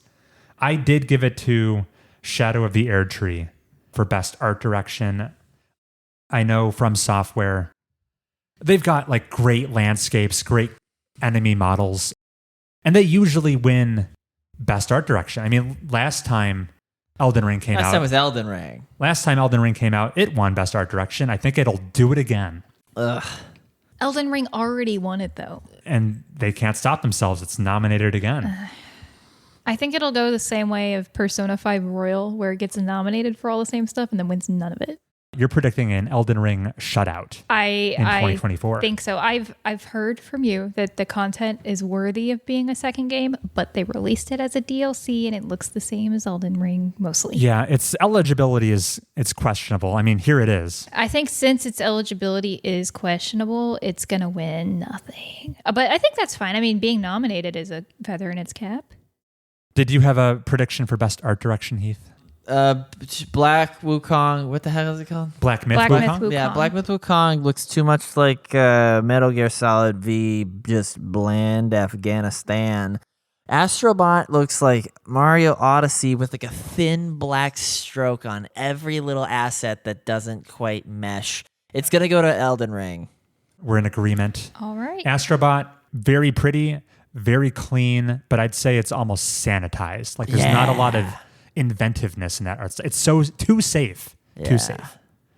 Next. Score and music. Nominees are Astrobot, Final Fantasy VII Rebirth, Metaphor, Silent Hill 2, and Stellar Blade. I've been listening to the Stellar Blade soundtrack this week, and it goes so hard. I love it. What is it most similar to that I like? Oh, I don't know. I've listened to some Stellar Blade after hearing all the praise, and there's some Nier influence in that soundtrack. I think the game is aping Nier aesthetically quite a bit, even if it's certainly not philosophically. There's going to be, I Googled it, there's going to be like some crossover. Yeah, 2B is going to be in Stellar Blade. You play as Tifa? Yep. You play as South Korean model. Tifa's double dipping this year. Stellar Blade, I think, has a very good chance at winning this category. It's my runner-up pick. I suspect it'll go to Final Fantasy VII Rebirth. I agree. It's composed by that. Nobuo Uematsu. Yeah, thank you. Can you hear a one-winged angel in Rebirth? I suspect you can. All right, let's give it to them, yeah. No, he's like the best in the biz. I mean, Final Fantasy is like cheating a little bit because everyone already loved their original soundtrack, but I think it does win. Every year a recent Final Fantasy game has come out, it has won best soundtrack. I think the trend will continue. I will just say Metaphor, ReFantazio's soundtrack, I think is great, but it's not Game of the Year caliber. Sing it with me, Chris. Hey, Heath, when he showed me the Metaphor soundtrack for the first time, I had the same exact comment of, oh, this sounds like an auctioneer is like in the background. That. And then you were like, oh my God, that's what Heath said. Moving over to the sibling category, best audio design. I always give this to Call of Duty, and I always regret it, don't I? I was listening back, there was one year you didn't, because you were like, I always lose when I do that. And then it did win that year. Really? Yeah. Low-key, I hear good things about this year's Call of Duty, just in general. I'm so black-pilled on Black Ops being a franchise that's in name only now. I'm so upset that it doesn't pay homage to Mason. I don't even know what the numbers mean anymore. The nominees are Astrobot. Again, this is the best audio design. Call of Duty Black Ops 6, Final Fantasy VII Rebirth, Senua's Saga Hellblade 2, and Silent Hill 2 again. It's going to go to Senua's Saga because you can't give the schizophrenia game not audio design. Right. On the surface of it, it seems like an obvious unless there's choice. Some sort of like NPC character in Black Ops 6 that goes UAV online. just care package inbound. You're giving me flashbacks, Heath. Heath, like it seems like you're trying to get us nominated for best podcast audio design by running over to use Samantha's microphone. I love it. No, when Hellblade 1 came out in 2017, it won this category. I mean, how could it have not? It was like... Did Hellblade 2 innovate upon anything they did in Hellblade 1? I'm asking you guys both, even though you haven't More played blades. They certainly increased the budget of graphical fidelity like 10 times. That's the only good thing I've And heard in doing about it. so, eliminated a lot of the interactivity. Honestly, in my circles, I didn't hear very much said about Hellblade 2's voices in your head gimmick this time. Probably not. I suspect it's still in the game. Honestly, I don't even know. I predicted Astrobot would win Best Audio Design. I just think that platformer, the way it so heavily leverages all the bells and whistles of the DualSense controller, there's a lot of controller sounds coming at you. And the platforming, I think, is very tactile and textured. When you're walking on a sandy surface, the controller's vibrations will emulate that. Okay. And in almost like a tech demo-esque way. Well, that's Astrobot's whole lunch. That's what it's going for. That's why I predict it'll win Best Audio Design. I say, don't listen to the voices of Chris. Listen to the voices of Senua's Saga. Very good. Wait, Sam needs to say something. No, I don't guess. I'm going to be wrong. Okay, we move on to Best Performance, awarded to an individual for voice over acting, motion, and or performance capture. It's a bunch of girls. And one dude. We have Brianna White as Aerith in Final Fantasy VII Rebirth. We have Hannah Tell in Life is Strange Double Exposure. We have Humberly Gonzalez from Star Wars Outlaws. Luke Roberts from Silent Hill 2. And Melina Juergens. No, dude. No, Juergens. Didn't you use the word Jungian archetypes? I did, and I forgot it all by now. She's in Hellblade 2. She's the face of Senua. She is the face of Senua. That was her first acting thing. Yeah. This is her second acting thing. This is her second. Yeah, I don't have much insight into this category. I'd be shocked if Star Wars Outlaws won. I heard dubious things about the performances in that game. Ooh. Hey, in which game does Aerith die? Probably the third one, if they're staying on track with the original. This is coming. We're on the 7th game. Oh, 7 part 3. I believe if it happens, it will happen in 7 part 2. What? Yeah. Oh. Okay. Hang on. Okay. This must be research. I thought it was a drop down into the boss fight. That's like the most well seen. I can picture it now. Heath, don't you dare spoil this for me because I don't know, and it's been hard to keep it that way. No, Chris, I'm asking you as a person who doesn't know. I thought the end of Final Fantasy VII original flavor was like drop down, Aerith die, fight with Sephiroth. We're talking about the 90s game here. Yes. That is not the ending. Oh. This happens at the 60 to 70th percentile of the way through. Okay. Yeah, I guess that would be a part 2 ender. I suspect that scene is what ends part 2. If they stay true The the story. The scene, without having played the game, I can take it with full confidence. The scene will happen. The question is whether she dies or not. Okay. I'll say less. He knows now. Doesn't she have like an umbrella, right? Isn't she like a Princess Peach umbrella? No, she's clasping her hands. Okay. She wears a frilly dress. Anyway, I'm going to give it to Aerith, as in Brianna White. I suspect on a game so focused about that character specifically, and I'm just going off of the performance I already saw from Remake Part 1, which was really good. I suspect she'll take it. Does Senua Saga Lady, does she do the voices in her head, or is it just She her? does. She reacts to them. She 100% does at least one of the head voices in addition to her own. I mean, that's a big workload. Aerith's only on screen when Cloud wants her to be. So most of the time. I'm going to give it to the guy because I'm a chauvinist. Damn. Okay, I've heard good things about the plot in Silent Hill 2. Moving on. Innovation and accessibility. You gave the quote in the previous episode, Heath, where if only we could see the slick montage of each game and their implementation of some feature, we could have a more informed opinion. I haven't really heard any kind of gimmicky, cool accessibility features in any of these games, except for maybe Prince of Persia: The Lost Crown. That'll be my guess. It's a Metroidvania game, maze-like labyrinth you're navigating, and there were some cool novelty features for like marking things on your map, like snapping pictures and things. I'm not doing it credit because I don't remember. The game came out back in January, but I vaguely recollect something about that. So I'm going to make that my prediction. I'm going to give it to Dragon Ages of Veilguard. Okay. Any specifics you can give? I vaguely remember some quality of life things that they did. It's the only category Dragon Age is nominated in, so maybe the fans rally around it for getting it the win. I could see that. Hey, could you explain in more detail like what accessibility means? Is it like more accessible to a wide variety of players? Is it for disabled players? Yeah, it means bigger UI for old people. It means color blindness for people whose names start with a J. Different controllers so you can like DK bongos for shooters. Okay. Yeah. That's what I was interpreting it as, but I wanted to make sure it was right. Some games get, and I love this trend, some games get crazy with it, where you can play The Last of Us Part 2 if you're like completely blind.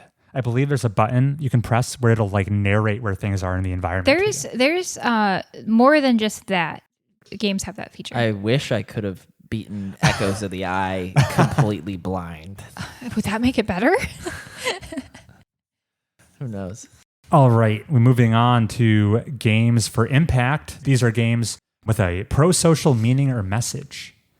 The nominees are Closer the Distance, Indica, Neva, Life is Strange Double Exposure, Senua's Saga Hellblade 2, and Tales of Kenzara Zhao. I will say, massive oversight, biggest snub of the nominees this year for me. The fact that 1000 Times Resist is not in this category is criminal. Oh, because 1000 Times Resist is all about immigrants. It's about the immigrant experience as well as themes of protest. And there's a pandemic in it. 1000 Times Resist, I guess not enough people played it. It deserves to win this category, if you ask me. 100%. I've heard good things about Tales of Kenzara Zhao, at least in terms of like people appreciate the effort they're going to. What kind of things have you heard? Just like the cultural appreciation that game has for like African cultures, which are not usually platformed. I've heard similar things, and for that reason, I think it will win. Yeah. For the audio listener, Indica is a third-person nunner. It's a nun runner. She does a lot of running.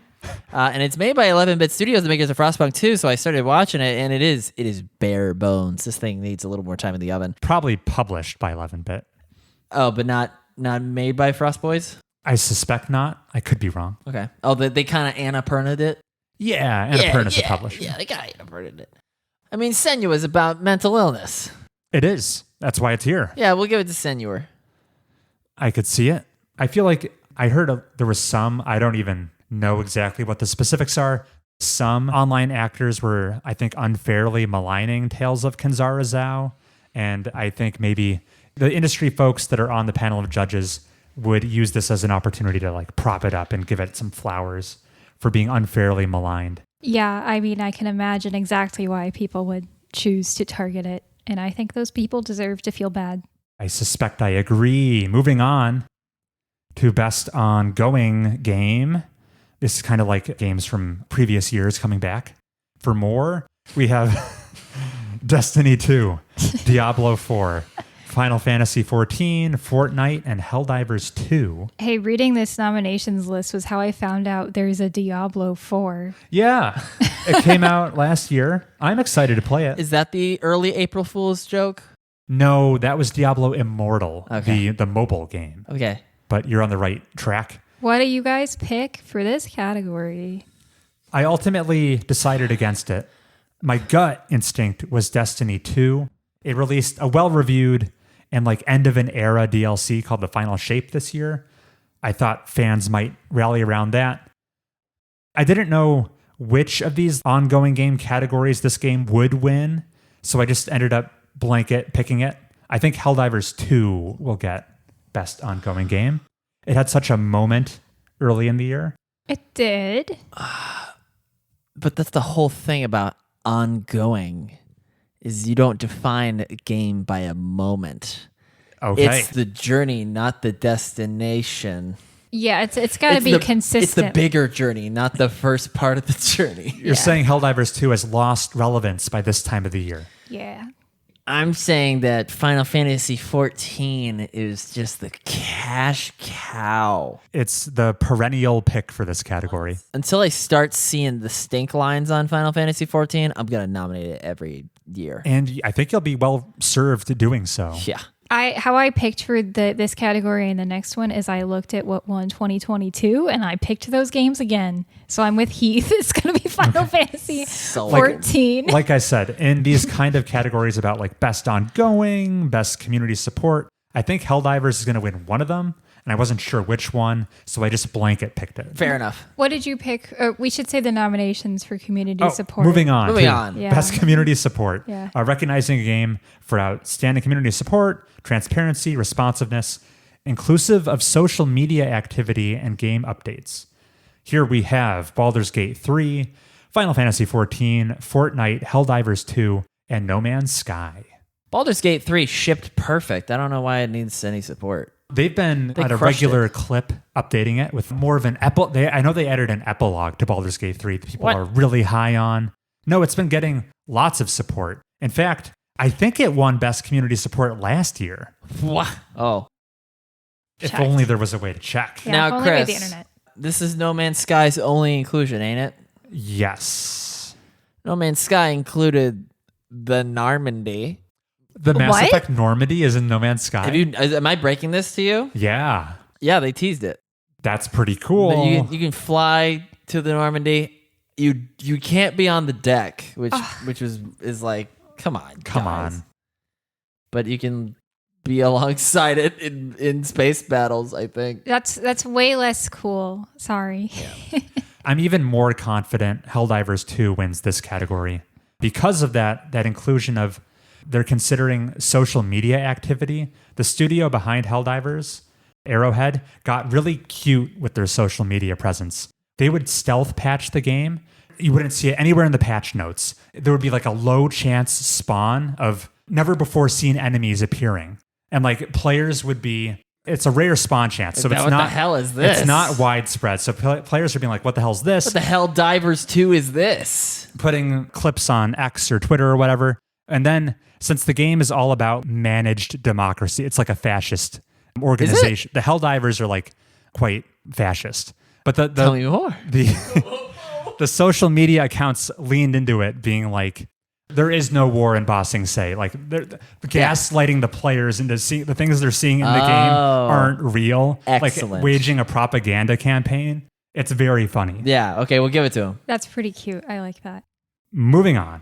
What's the next category? Best indie game. Oh, things get contentious here. Do they? Oh, boy. So the nominees are Animal Well, Balatro, Lorelei and the Laser Eyes, Neva, and UFO 50. This is our first time saying the words UFO 50 on this show. I didn't even see UFO 50 on this list when I was looking at it because I saw Balatro and I was like, I'm done here. Yeah, audio listeners, Sam and I immediately assumed the serving tray wrist-cocked position of, what are we doing here? Why are we even talking about the other game? So I did have pause when I saw UFO 50. It's crazy that game exists. Okay, so let's tell the kids at home what UFO 50 is. Sure. It's an arcade compilation of like never before made arcade games. Right. That are coming from a fictional history of a game publisher that never existed in the 80s. Yeah. And this is their complete catalog of 50 full-ass games. How very like Devolver of them. Very Devolver of them. Except they so hard committed to the bit that, I mean... Some of the games are ass. Some of the games are ass. But even if it had a hit rate of like less than half, that's 20 games you really like in one package. Yeah. And it's cool that the games are like this compilation, just like Heath said. So you go through them as like a museum piece. You see the years they came out. You can play through them in their fictional chronological release order. You see how they iterate on past designs. They have full-ass sequels to the older games in this game. This is a game for gamers. For gamers, especially if you have retro game sensibilities. Yeah. Which I think I would like this game, but I wouldn't even fully appreciate it the way some people do, where it's like their game of the year. It's so good. I'm sorry to UFO 50 that it came out in the same year as Balatro. Yeah. It's getting undertailed. I think Balatro probably has more public support behind it, as evidenced by the fact that only one of those two games was nominated for the GOTY, and it wasn't UFO 50. So I'll give it to Balatro as well. Okay, on to best debut indie. Yes. Animal Well, Balatro, Manor Lords, Pacific Drive, and The Plucky Squire. What the heck are these games? Yeah, these are lesser known titles. Once again, if Balatro was winning best independent game, I think it also wins best debut. Only thing, I could see Animal Well winning, but it's not my prediction. I've seen a strong history of the Game Awards where if somebody's winning indie, they are also winning debut indie. They don't like to split them up for whatever reason. I think that's foolish, but whatever. I would cry foul if Balatro didn't sweep. Yeah. Agreed. Okay, on to everyone's favorite category, best mobile game. Yeah. And it goes to Balatro And it goes again. to Balatro. The competition is AFK Journey, Balatro, Pokemon Trading Card Game Pocket, Wuthering Waves. Wuthering. Wuthering Waves. Okay, have you read Wuthering Heights? Oh. And Zenless Zone Zero. Need we say more? Oh, are you serious? Like Balatro takes it? Yeah. Yeah, I've played Balatro on mobile. It's pretty good. Yeah. The rest of these are trash. Yeah. I don't even know about these guys. Yeah. Yeah, it's a giant among not giants. It found itself in the wrong weight class. It's embarrassing for those other guys. Best VR AR games. This is virtual reality.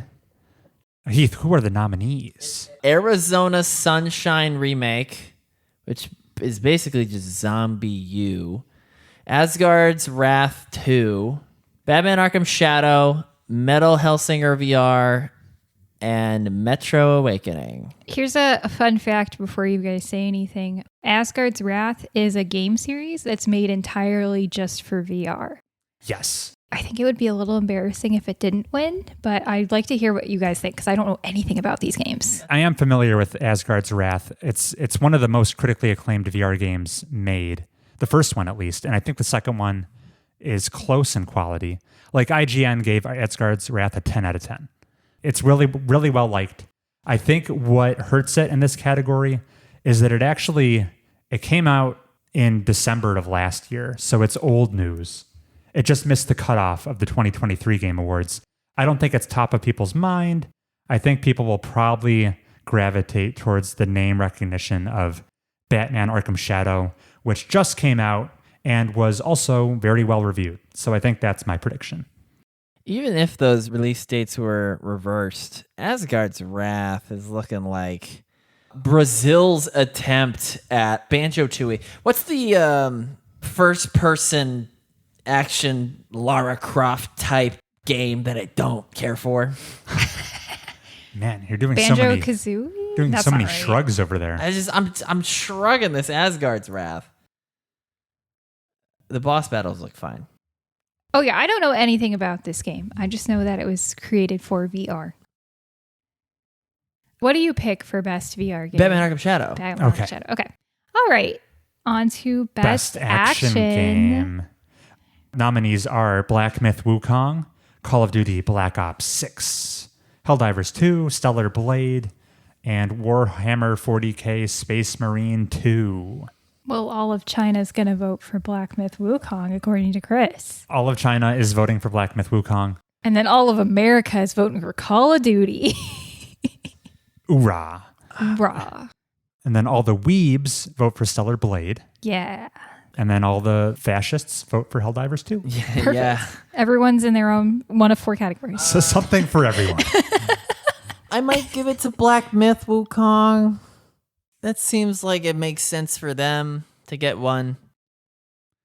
I think I agree. Because Helldivers 2 is too much of a flash in the pan? I think Black Myth Wukong maybe just made a bigger global splash. Broke so many Steam concurrent player records. It was crazy. Did it? It did. Oh. I think this is probably the category it's best poised to win, and I think it needs to go home with a award, so why not give it Best Action Game? Yeah. My greatest fear for this prediction list is we're just absolutely under predicting Black Myth Wukong, and it's going to sweep.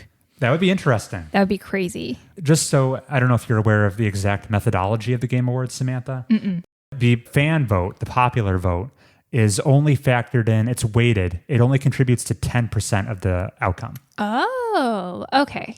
The rest is Reggie Fils-Aimé. The rest is the panel of judges. Okay. And the panel of judges is heavily Western. So then we are probably not under predicting it. Right. Yeah, it's going to get its flowers here and nowhere else. I believe so. Okay. Next category. Best Action Adventure Game. For the Best Action Adventure Game, combining combat with traversal and puzzle solving, this is quite the grab bag of different games competing. This is kind of like the whatever didn't fit elsewhere category. We have Astrobot, Prince of Persia: The Lost Crown, Silent Hill 2, Star Wars Outlaws, and The Legend of Zelda: Echoes of Wisdom. Oh, I want to say one thing about action adventure as a genre. I was on YouTube earlier today and I got a movie recommended to me in the action adventure genre. And that movie was Sisterhood of the Traveling Pants. So I think this genre just means nothing. Well, when you say action adventure genre in video games, I think that's something distinct from movies. Yeah, but I don't. Do you know about Sisterhood of the Traveling Pants? It's basically a movie for girls made by girls.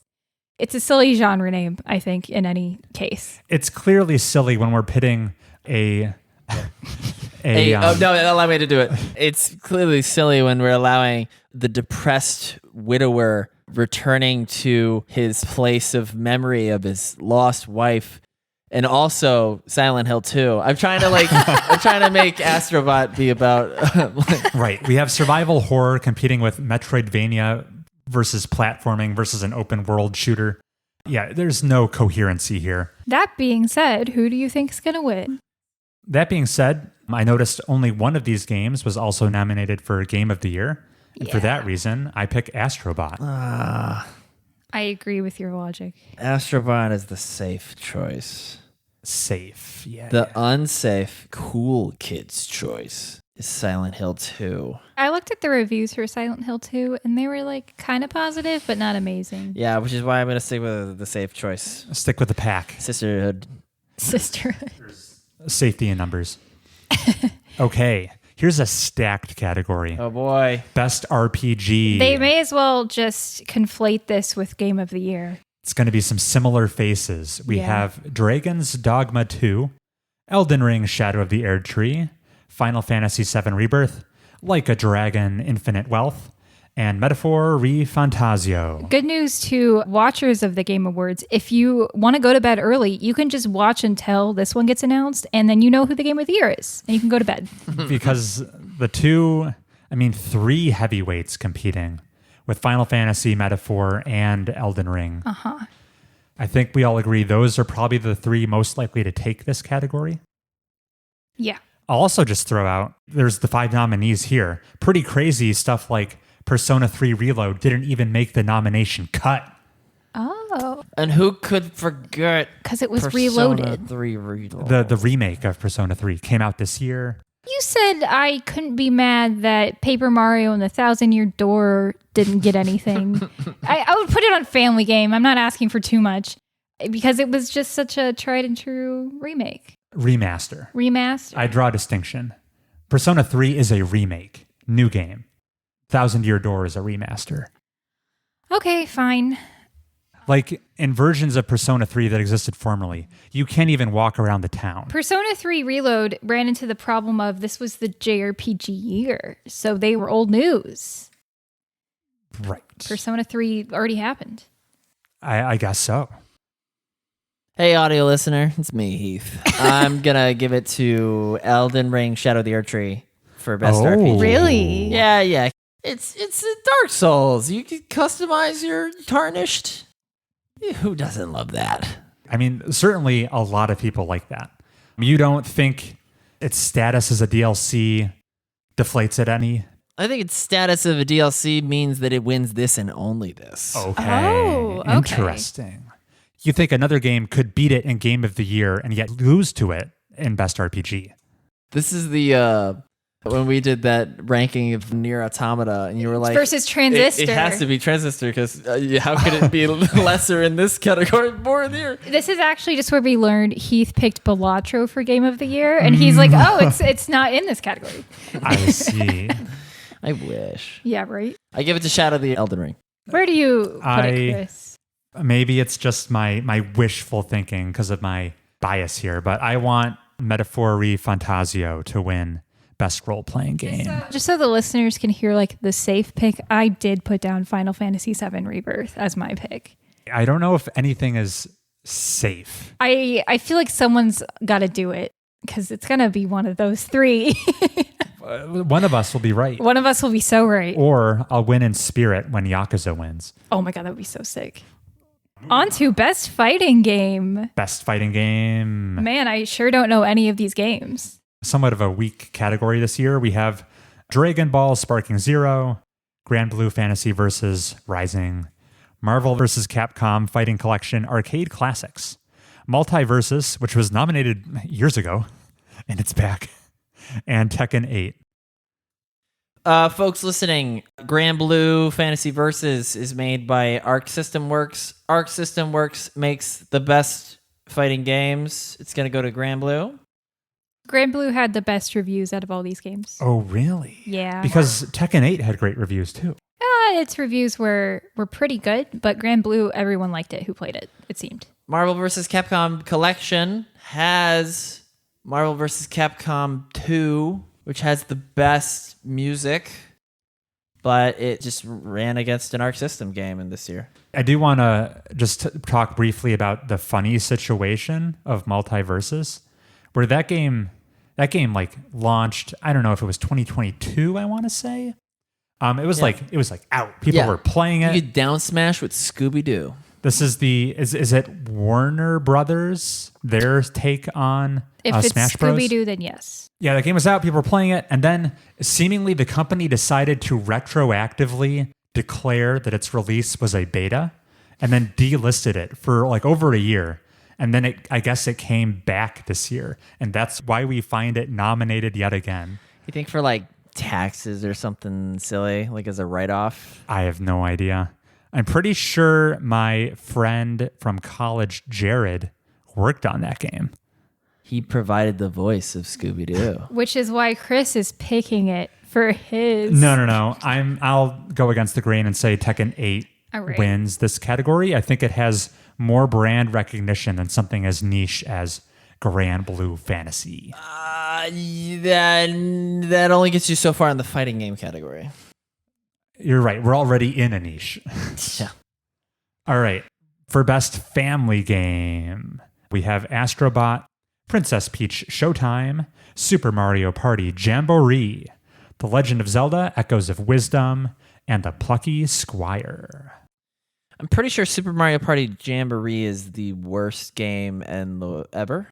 I think fans of the series are high on it. Really? It's just all the mini games? What is it?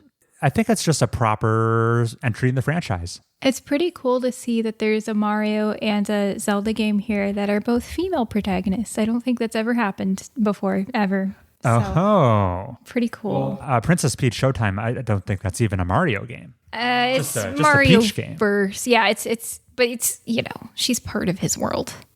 Or he's part of her world now.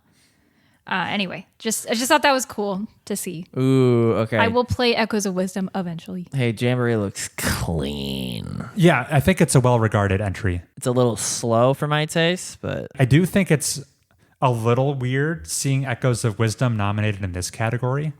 I don't know what's family game about it per se. Like it's a single-player, lengthy, immersive sim puzzle game. Well, I mean, they're gonna put it in RPG. I mean, if like a Pajama Sam game came out this year, it would belong in Best Family. But I don't know how a family would congregate around this. Mommy game. and Daddy watch their budding superstar. I played Mario Galaxy with my family. if this Zelda game is a family game, why wasn't Tears of the Kingdom in this category last year? That's different. What's different about it? Tears of the Kingdom is a harder game. I feel like I don't know anything about Echoes of Wisdom gameplay. It looks like Link's Awakening. Anyone can play Link's Awakening. Is it because there's one fewer dimension? That's got to be it. It's a 2D game versus Mario a 3D. Galaxy was 3D platformer, and that's a family game. I'm just saying, if this mainline Zelda entry qualifies as a family game, I don't see why Tears of the Kingdom wouldn't have qualified as well. I don't think Zelda whips out a sword. Is for adolescents. Yeah. And up. You can't give an 8-year-old Tears of the Kingdom because they can't play it. I don't think you can give an 8-year-old Echoes of Wisdom. Yeah, they'll be fine. Sure you can. It's like... They won't beat it, but like, did you ever beat games when you were 8? Of course not. But you liked looking at the pretty colors. If that's all that qualifies, you can just look at the pretty colors of the menu screen of metaphors. Oh my God. That doesn't make it the best family game. No.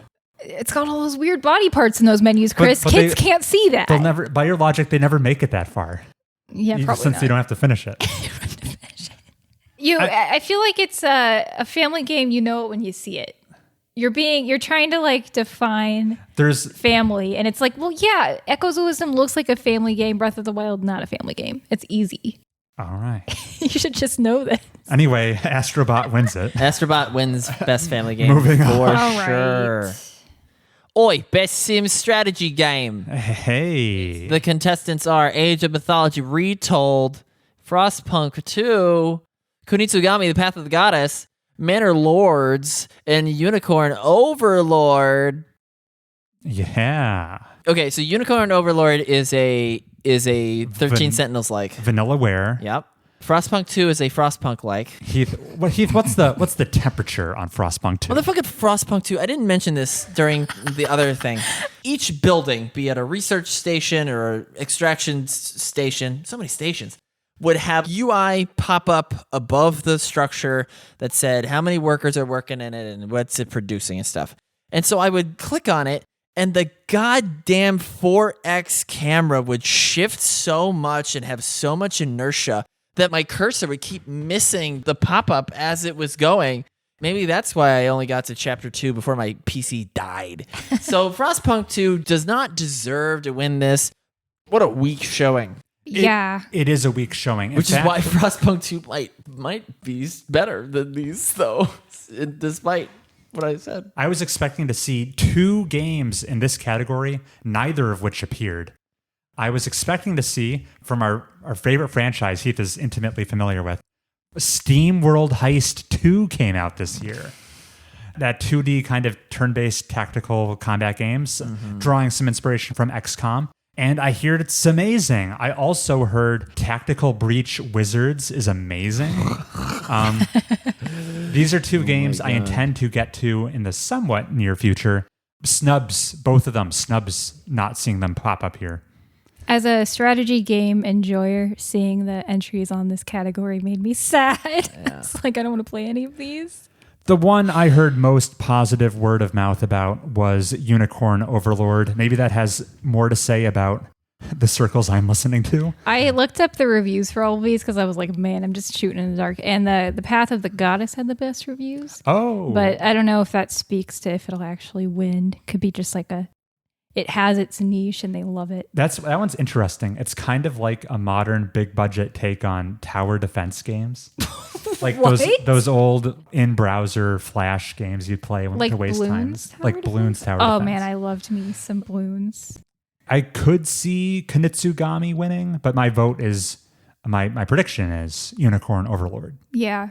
Look at these dumbass dinosaur strategy games just waiting for Civilization 7, the asteroid, to just, the big Sid Meier face on the front. That's next year. Just to send them into the dark ages.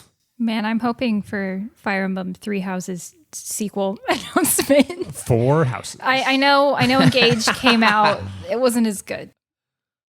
Shall we move on to best sports/racing? I gave it game? to Frostpunk 2. Okay. Oh, okay. Okay, get ready for acronym salad here. Jesus. F124, EA Sports FC Get your bingo cards 25, NBA 2K 25, Top Spin 2K25. Man, it seems like one company is pumping all these out. And WWE 2K24. They're called 25 as in the year 2025? Yeah, it's like car models. It's like car models. I see. Usually this category is like, there's 4 nominees or a bunch of annualized iteration kind of mundane games. And then the other one's Super Mario Jam. And then like the one nominee that stands out and will win it. And this year, that's not the case. These are all like annualized ho-hum mundane entries in these franchises. I give it to NBA 2K25 because I know for a fact that WWE 2K24 is Garbo. I am clearly not dialed into the sports game genre. There actually was one game I fully expected to see here and then didn't, which was the return of the college football game. Ooh. Came out in August. First, like with actual named players in it. Sick. That's the first time that's happened in definitely years, maybe decades. What a snub. I heard that game releasing college football. I think that's what it's called. I think it's called College Football 25. Pushed a lot of hardware sales. People were going out and buying consoles to play that game. That makes sense. Yeah, I heard it was like faster. Sure. And to see it not nominated when it's such a breath of fresh air is bizarre. Yeah. Anyway, I gave it to WWE 2K24 just According because. to Heath, you're boned. Yeah. For this category, all I did was look at Metacritic reviews and I selected the highest number. You're speaking my language now. That's what I had no other insight I could bring to this category. So true. Moving on to Best Multiplayer. Who were the nominees? Call of Duty, Black Ops 6, Helldivers 2, Super Mario Jamboree, Tekken 8, and Warhammer 40K 20 Space Marine 2K25. Yeah, that one. Oh, I almost got there. How many players can you play Jamboree with? 4. That would make sense. How many hells can you dive? 4. Tekken 8 is 1v1. Right. Call of Duty might be the only multiplayer game on here. I gave it to Helldivers 2. Yeah. I think it has a little bit of a unique identity being a pure PvE game.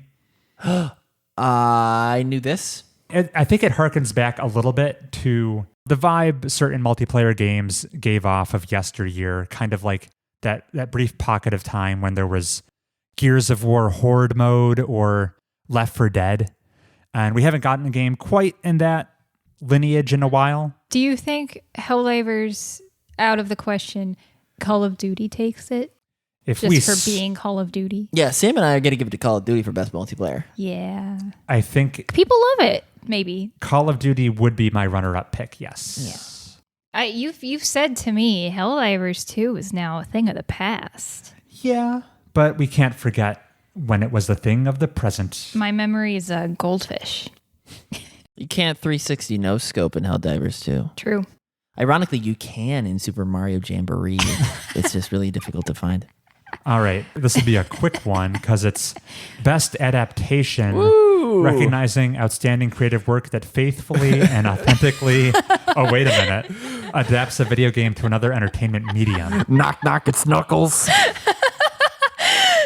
All right. We've got 5 nominees here. Arcane, Fallout, Knuckles, Like a Dragon, Yakuza, and Tomb Raider, The Legend of Lara Croft. In another life, Knuckles would have won. Would it? But yeah, it would have beaten Fallout. I thought people were okay. Fallout was mid. Okay. Fallout was tepid. I think I heard positive stuff about Fallout. Can't beat Idris. This is the voice actor for Knuckles. Oh, okay. That's true. Obviously goes to Arcane. I hear it's the best TV show ever made. No. Yeah, it obviously goes to Arcane. Best animated TV show. Which is... It's really good. It's amusing to give it the win, considering it's not even out yet. It's not even all the way out, and it's a shoo-in. Arcane Season 1 already won its Game Award. This is for Season 2. Years ago. Ay. It'll be out by the time the Game Awards air. even if the final 3 episodes debut and it's hot dog shit, I choke at the finish line. I think it still slaughters the other 4 entries because the fact that Like a Dragon Yakuza is nominated is a joke. It's so bad. I kind of wish Knuckles would win just because I think it would be hilarious. But yeah, it's going to be Arcane. There's no question about it. Kiryu should be like a bigger guy, I think. Is he small? Look at yeah, I'm looking at Kiryu right now. Yeah, he's too slender.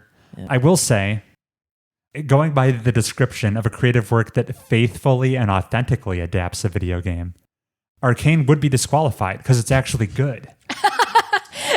Yeah, but that's an improvement upon the source material. Destroyed. All right, moving on to the last category. Most anticipated game. We have Death Stranding 2, Ghost of Yotai, Grand Theft Auto 6, Metroid Prime 4, and Monster Hunter Wilds. This one's kind of a blowout, isn't it? Well, okay, yeah, if you're asking Joe Video Gamer, it's GTA 6. Yeah. But if you're asking Heath Bridges Across America, Heath Porter Bridges, reaching out my hands on the beach. So your most anticipated game is Death Stranding 2. I just know that Kojumbo still got it. There's enough money in the budget. Death Stranding 2 is going to have so much. It's going to look like UFO 51. But yeah, GTA 6, much in the way that if a BT pops in Death Stranding, it leaves a crater. GTA 6 is going to leave a crater when it finally comes out. Chris, which one of those is your Our friends most... have gotten married since GTA 5 came out. Oh, yeah. Which of this list is your most anticipated game? Of this list? Yeah. Honestly, none of these are really doing it for me. Dang. If I had to constrain myself to this list, it's probably Ghost of Yotai. I knew it. I was surprised to see Doom The Dark Ages not pop up here. And as we all know, Doom The Dark Ages is coming out early next year. Is like a medieval version? Yeah. Or like a Colosseum version? Yeah, I think it's more fantasy. It's maybe a prequel. Yeah. Anyway, GTA 6 wins it, and it's not even close. I'm correct in saying this is the one category where it's completely fan voted. I think that is correct. Yeah, GTA. I hope they show the percent votes so we can see how gross it is. I'm curious if second place hits double digits. I know. Not even second place. The sum total of the remaining candidates.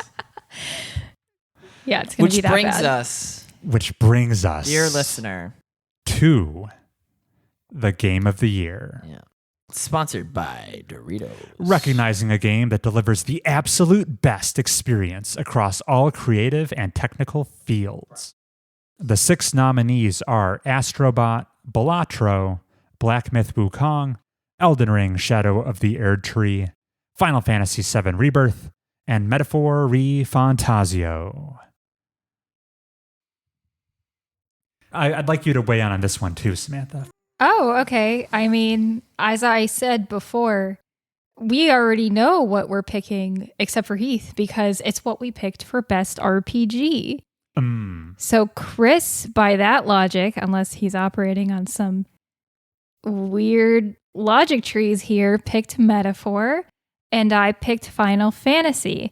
Now, do I want Final Fantasy to win? No. Do I think it's going to win? Yes.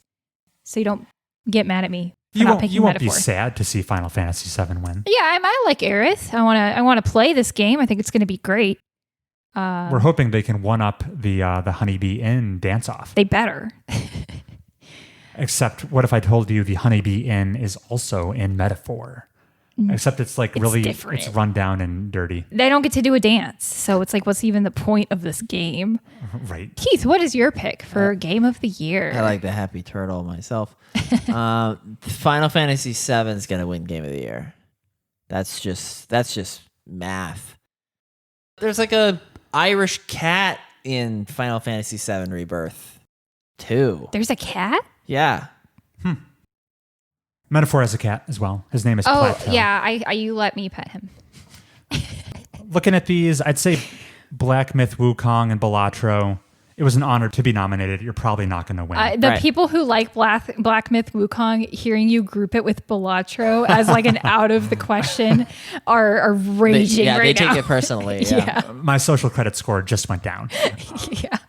For Elden Ring, I think its DLC status disqualifies it. I mean, it would be funny to be like, Elden Ring 2024 and 2022's Game of the Year. I don't think that will fly. So yeah, I think the other three are the front runners. I'm inclined to say Metaphor ReFantazio, but there is a wrinkle here that the RPG category does not suffer from. And that is, of the video game player pie, there's a certain number of players who are fans of JRPGs, and Final Fantasy and Metaphor is going to split the JRPG fan vote, which could allow Astrobot to win. Okay. I see what you're saying. I do think that enough people are going to be like, Metaphor was great, but Final Fantasy's got to take it.